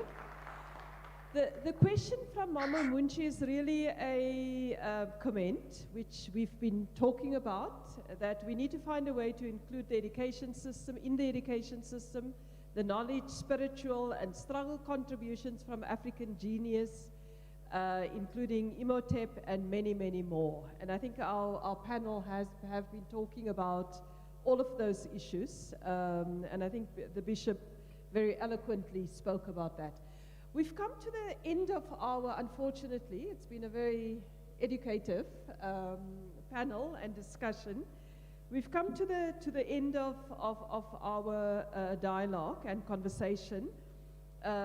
Amongst the issues that were raised as we look at the lives of these two giants, the importance of education as finding solutions, of engendering critical thinking, of values, what the Bishop called the link between secular and spiritual education, and the addition from Prof. Vice Chancellor of the importance of arts and culture in all of when we talk about education. We're talking about the importance of vigilance and diligence that we learn from these two giants, that we must be vigilant because our gains can be reversed, but at the same time we need to diligently work to build a better society, to fight the demons of racism, to fight the demons of patriarchy, and not to give up and always be optimistic. The important issue about, as Africans, not just simply seeing education as mimicking something that comes from elsewhere, that we need to have a deep understanding and start it from, early childhood education right up to university, and understanding of who we are as Africans, our history, our culture, our contribution to mathematics, to arts, to science, to literature, in order to be able to walk proud when we find solutions to the problems that face us today, and as Prof. Fukeni say, for us to ensure that we take our place at the table. One of the mission of the African Union is to build a prosperous, united, integrated, peaceful Africa that takes her rightful place in the world. And you can't take your rightful place if you don't understand who you are. And that's, at the end of the day, what Mannya-Maxeke and W.E.B. Du Bois has taught us, to be able to know who we are and then to be able to make that contribution to society. Thank you very much to our three esteemed panelists. I think it's a conversation that can go on for a couple of hours. Every single point that you made one think about 100 different things. So thank you very much, and thank you very much to the audience.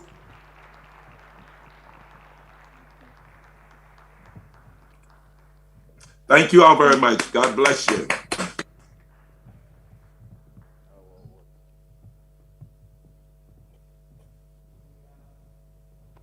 Thank you,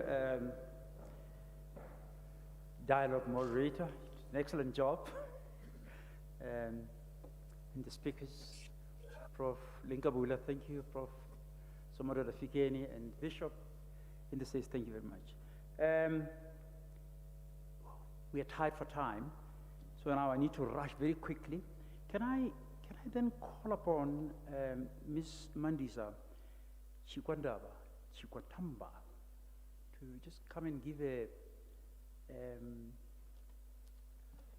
support statement before I call upon the next speaker. Thank you.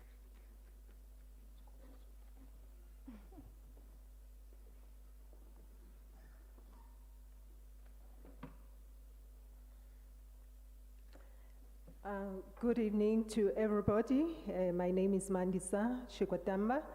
I am one of the executive officials in the Department of Sport, Arts and Culture. I am saying to myself, the baton of leadership has fallen in my hand on a wrong day, because when I listened to that debate, I felt even those that have sent me with a message, chances are that they would have rewritten the message. Now something has jumped out of my womb. I feel like saying my own things, but definitely I am scripted, because I am here to represent the leadership of DSEC that has given me a message. On that note, I just want to say greetings to the Vice Chancellor. Of course, in government, we have this tendency of acknowledging and greeting those that we know that are with us in spirit in the things that we are doing. So I do want to say to the Department of Education, it is a good thing to have institutions like this. I do want to say to the DG of Higher Education, who is the peer of the DG that has sent me here, I think something would have jumped out of your belly, if something would have jumped off the belly if DG, you were here. But I also want to thank the executives of the university, greeting them, Prof. Somadoda Fikeni, who is also part of us. And now we don't hear him that much these days. He is in this cage that I am standing in. He's kind of scripted in the environment in which he is, but it's good to hear you time and again coming forward with those ideas. But I also want to acknowledge and greet Bishop Ronnie Bracefield, and of course the congregation of Amy Church. I also feel something jumping out of my belly when I say that, because Amy Church is the church that kind of groomed the mother that gave birth to me. And further to that, I want to say yes to the chairperson of CMMI, Mr. Makanya, thank you for being part of us in the sense of the relationship that we have with the Institute. And of course, ladies and gentlemen and all dignitaries, I am here as a messenger. The messenger from the Department of Sport and Art and Culture under the department that is led by the Minister, Minister Nathi Mthethwa. And I want to say, he says, the Department of Sport, Art and Culture continues to invoke the spirit of Mama Charlotte Maxeke. And of course, coupled in this message are these two gentlemen, including Mr. Vusi Mkhize, who is the Director General of the department. But in that context, I want to say that earlier this year, the minister addressed the media on Cabinet's announcement declaring the year 2021 as the year of Charlotte Maxeke, and recognizing the stalwart as one of the artists, as one of the cultural activists, and as an educationist and a pioneer in terms of the liberation struggle and a colossal figure amongst others. As part of the 150th celebrations of Mam Charlotte Maxeke's life, the department has supported the institute that bears her name with support that enables it to have dialogue sessions that seek to explore her contributions to the society so we may populate the values she stood for. At 20 years, this mother, she traveled to London with her sister Katie and 13 others that were members of a choir who hailed from Kimberley, and I think there were others from the Eastern Cape, where they performed as the African Jubilee Choir for Queen Victoria in 1891. She used this moment not only as an artist, but she visited schools and lecturers and other places of learning where she shared and discussed the state of South Africa at that time, at the time where everybody who is coming from South Africa was going out to the world with a sense of anxiety to say, what do I say and what do I not say? But she was ready to say what ought to be said. She was quoted at once in the English publication, I think that was shown or revealed in a review of a magazine by William T. Stead in 1893, which stated that, I quote, let us, she was saying this in this publication, open quote, let us be in Africa even as we are in England. Here we are treated as men and women. Yonder we are but cattle. But in Africa, as in England, we are human. Can you not make your people at the Cape as kind and just to our people here? Just help us find the schools for which we pray, where people could learn to labor, build, acquire skills with their hands, and give our children free education. So she was the proponent and activist for education. This mother, Mama Charlotte Maxeke, she was living in England at that time, and at a certain time he headed back home to South Africa before charting her way back to the United States, where she eventually became a university graduate. But quickly, I want to sample things that we want to emulate from her life.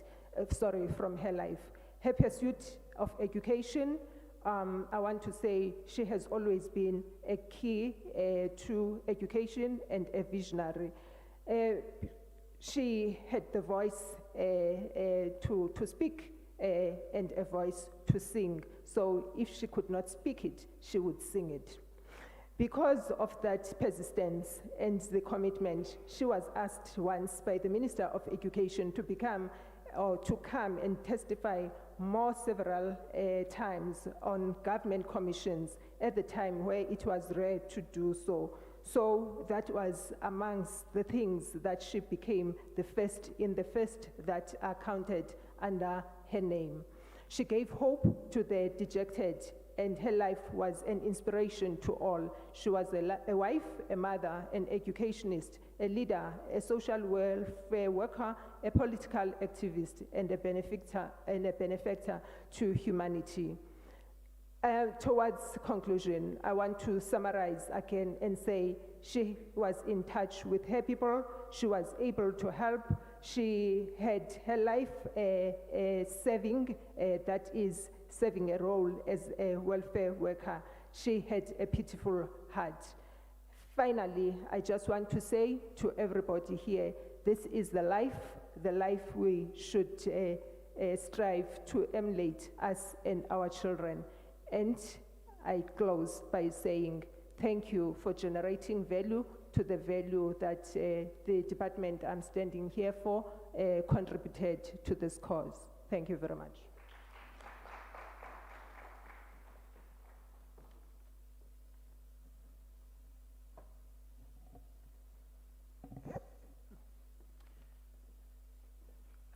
Thank you, Ms. Chikwandamba. Did I pronounce it well?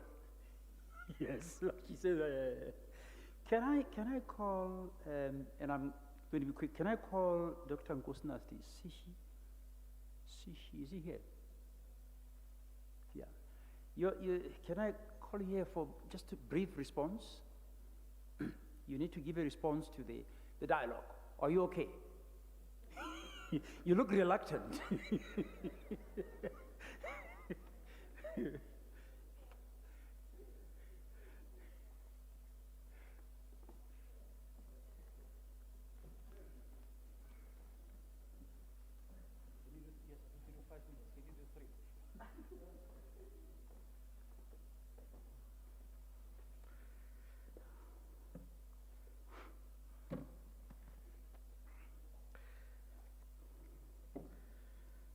Program Director, I think it's justifiable for me to actually say all protocol observed.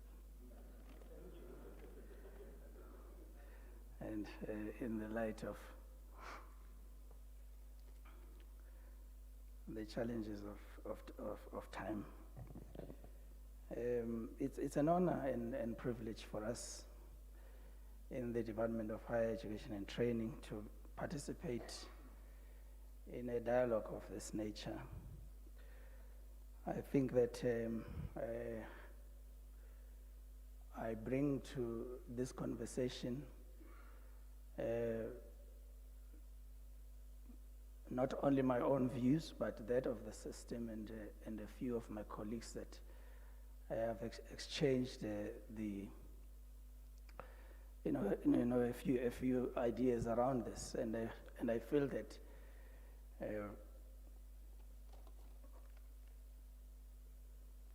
whereas our vision for education in South Africa is that of all people having equal access to a lifelong education and training system with opportunities which contribute towards improving the quality of life and building a peaceful, prosperous, and democratic society. Whereas this is, and has always been, the vision of our system from the time we established what at that point we called a single, non-racial, non-sexist education system in the country.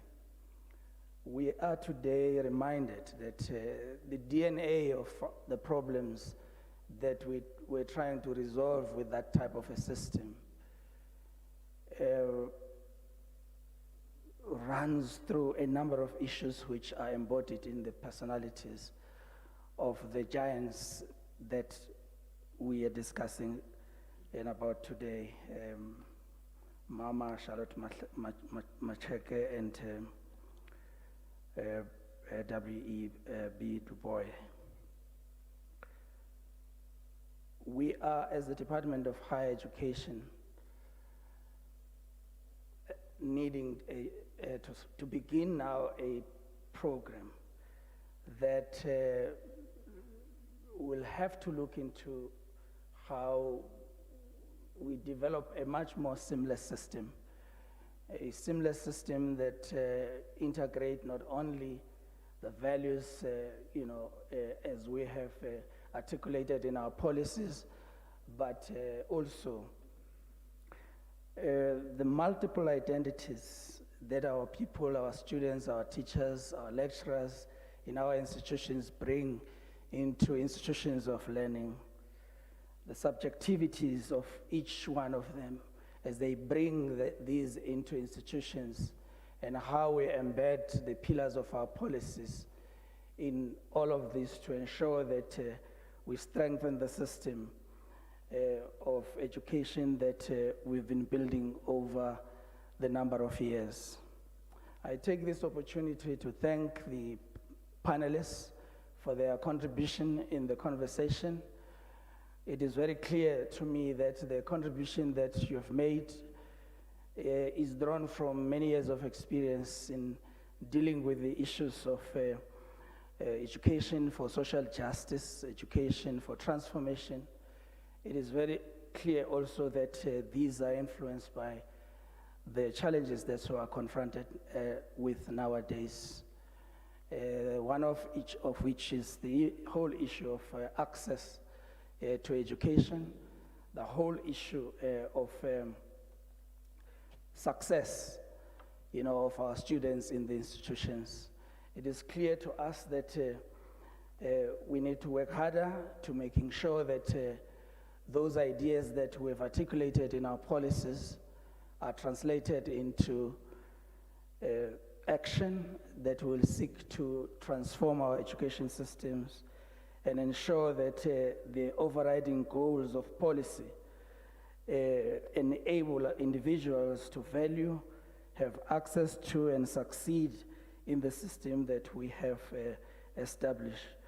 We recognize the importance of partnerships in the education and training system, with particularly all our role players in ensuring that we strengthen the work that we are doing. We have envisaged a system that is made out of a diverse range of education institutions to cater for the needs of our young people in the basic education and training system, but at the same time, our youth in the higher education and training system. We are determined to do this.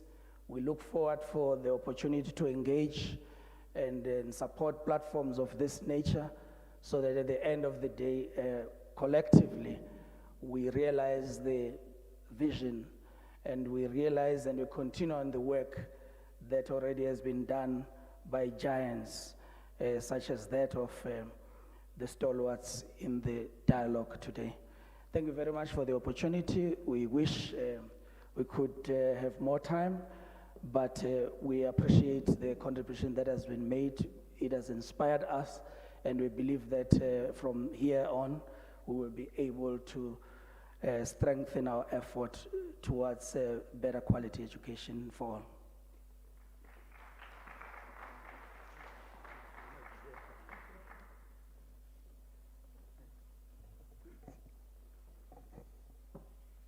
Right, now we are just approaching the end, and thank you, Dr. Sishis, thank you for that enlightening contribution from the department. Can I call now Mr. Makanya?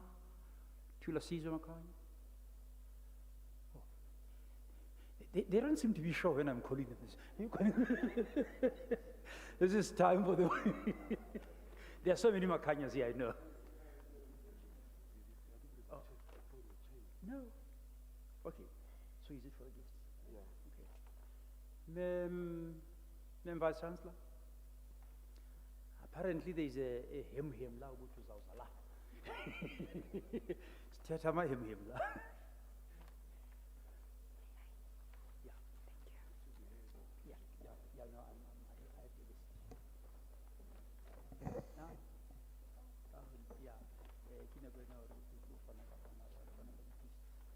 Yes.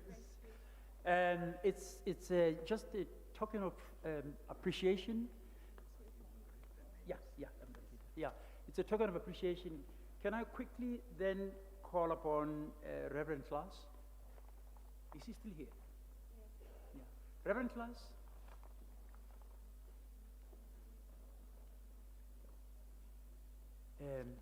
Over there. Yeah, over there.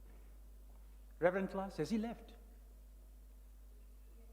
Okay, we'll give his presence to the Freedom Park Foundation. It's fine.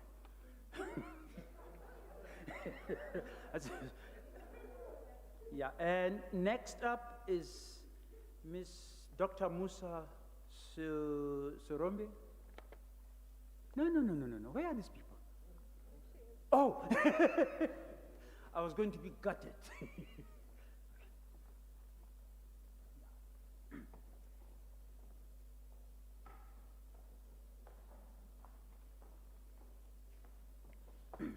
You have to face this way. Sorry. There's a camera. Yes. Yeah.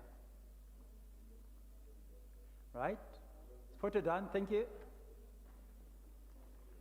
Yeah.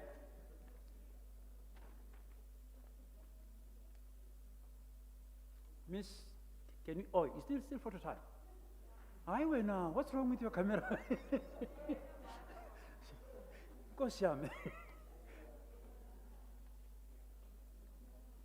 All right. Can you call on Miss Zuleika Patel? Oops. Right. Miss Patel?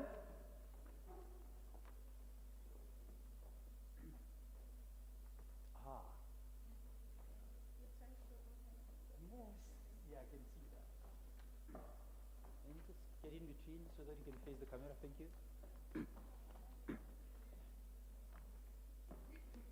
And then smile for the camera. It's for PR.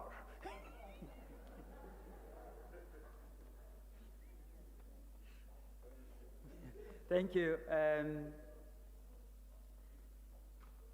Ausmandisa, I dread to pronounce your surname because I'll mess it up again. Can you social distance? Shouldn't they be leaving?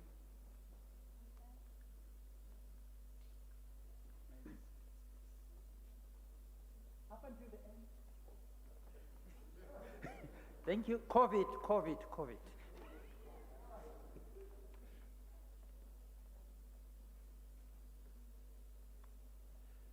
Then, Baba Fige.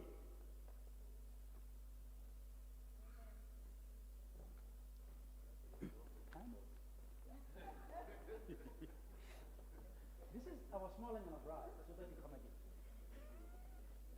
Yeah, no, it's fine. Okay.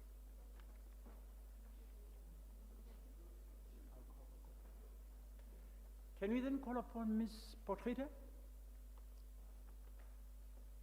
Reverend, when you miss the boat, walala wasa. This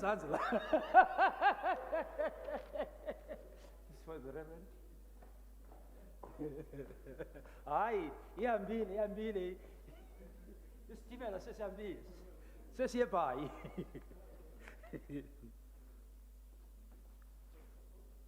All right, then the Reverend.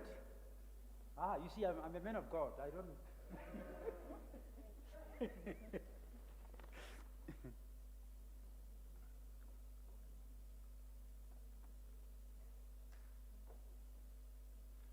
Then we need to call Sishi. Sishi.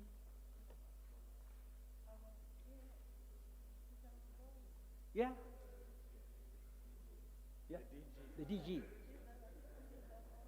I'm missing something. Yes, the DG. Yes, he's here. He's here on the list. Yeah, no. We need to make sure that we get the subsidy. That's like that.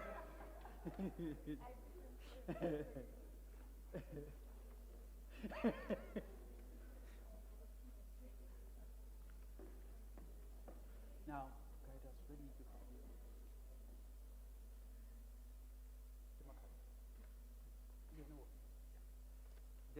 Tate Dadimakanya. Is Dadimakanya getting or is he? He's a giver, isn't he? Yeah, he's getting as well. Yeah. So I don't know how we deal with this one.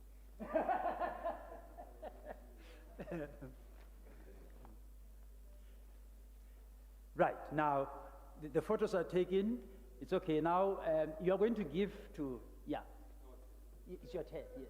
Yeah. I get it about that. So you're on the mic. Thanks, Program Director.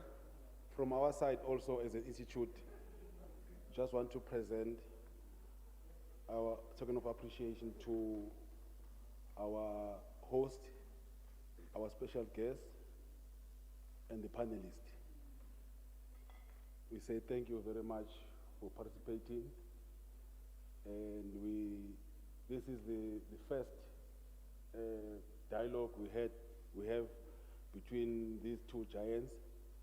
We look forward to the next one next year, in partnership with UNISA, in partnership with the Department of Higher Education and Training. Yeah, we say thank you. We've got some. First, I think I'll start with the VC.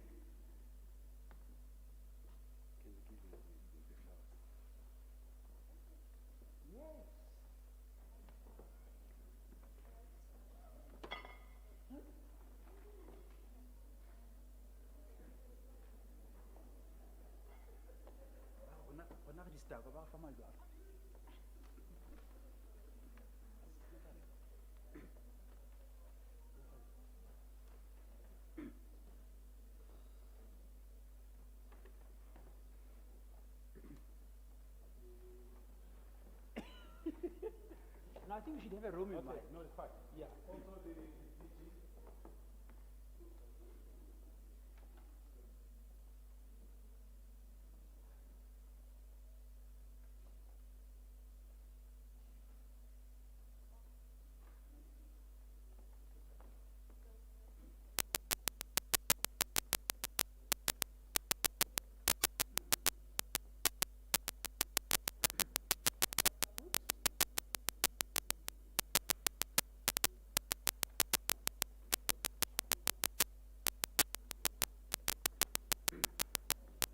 just shut out. I mean, it's technology is just.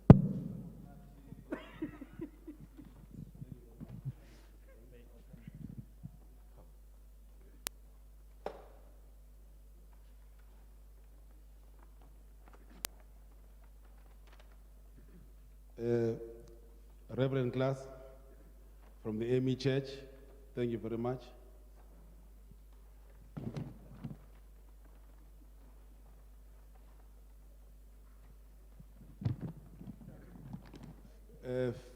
Phoebe, our associate and friend of Charlotte Mannya-Maxeke Institute.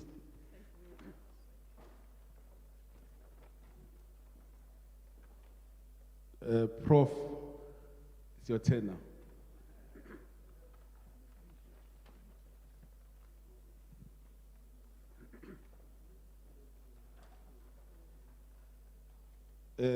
Our partner and supporter, Department of Sports, Arts and Culture, Mamu Mandisa.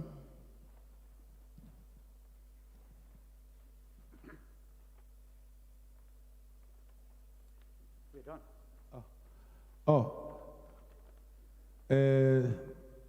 The two ladies that are there are our ambassadors.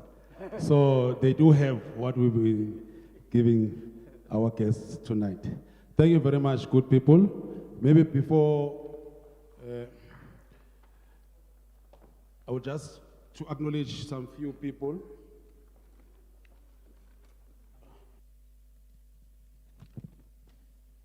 Good evening, greetings to everyone. I'm aligning myself with the protocol that have been observed already. I just wanted to say a few words from the Institute. I've been sent by the board, Charlotte Mannya-Maxeke board that was created by 3 families linked to the name Charlotte Maxeke. The first family is the Maxekes, the second family, the Mannyas, the third family is the Makanyas that I represent. The Makanyas are connected to the name through the sister of Mannya-Maxeke, who got married to the Makanyas in KZN. I represent that family. So from our side, most of our speakers, especially our ambassadors, have alluded to the pillars that guides us as the institute. One being education, second being empowerment, and the third, the legacy. So we run a number of programs that represent the values of Mannya-Maxeke, that also talks to her teachings.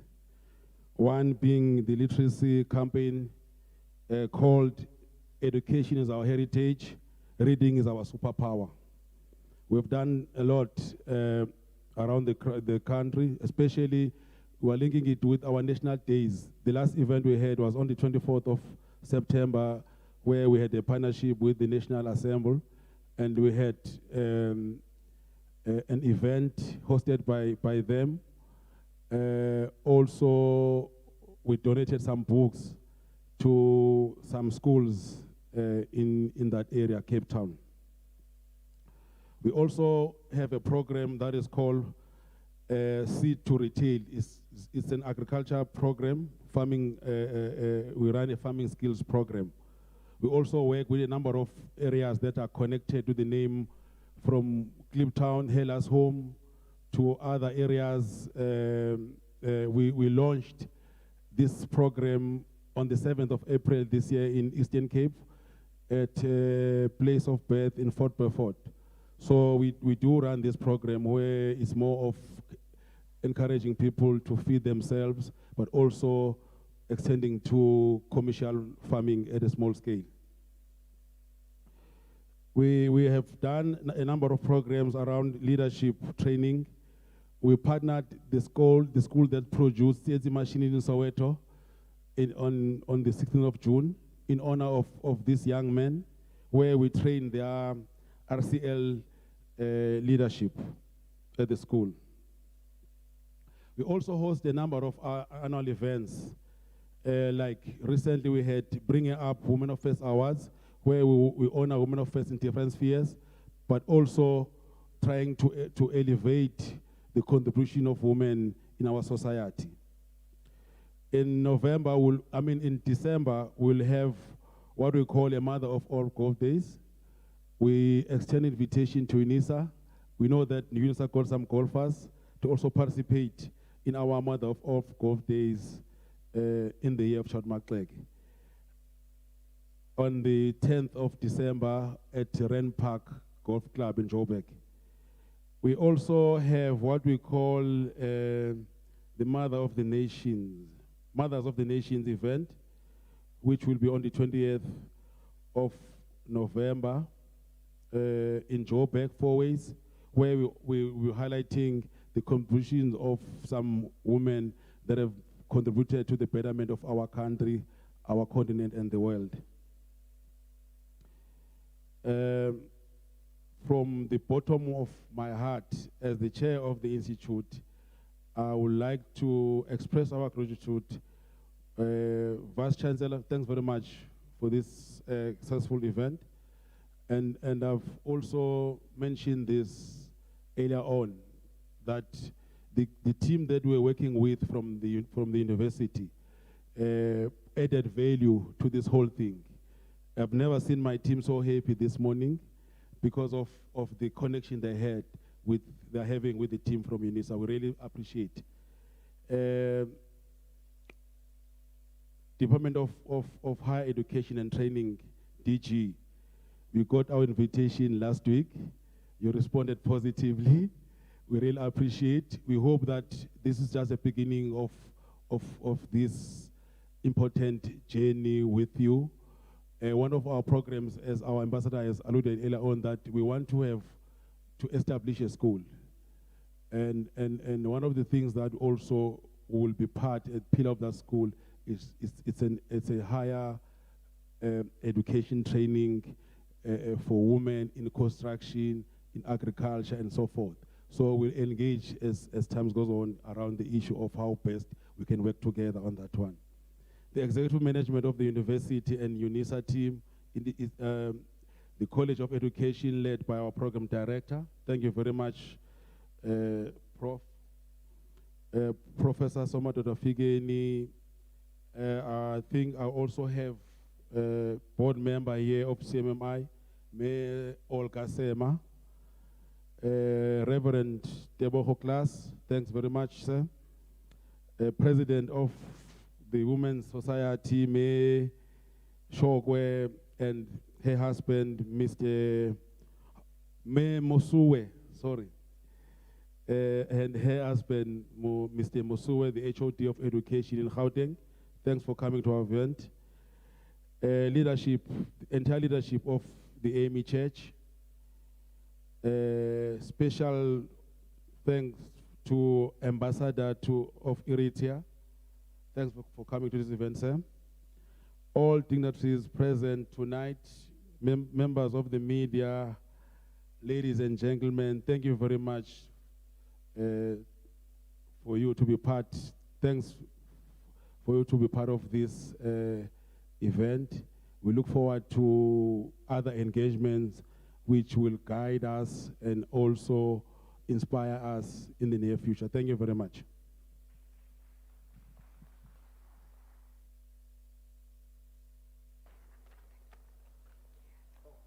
Yeah, now we can go.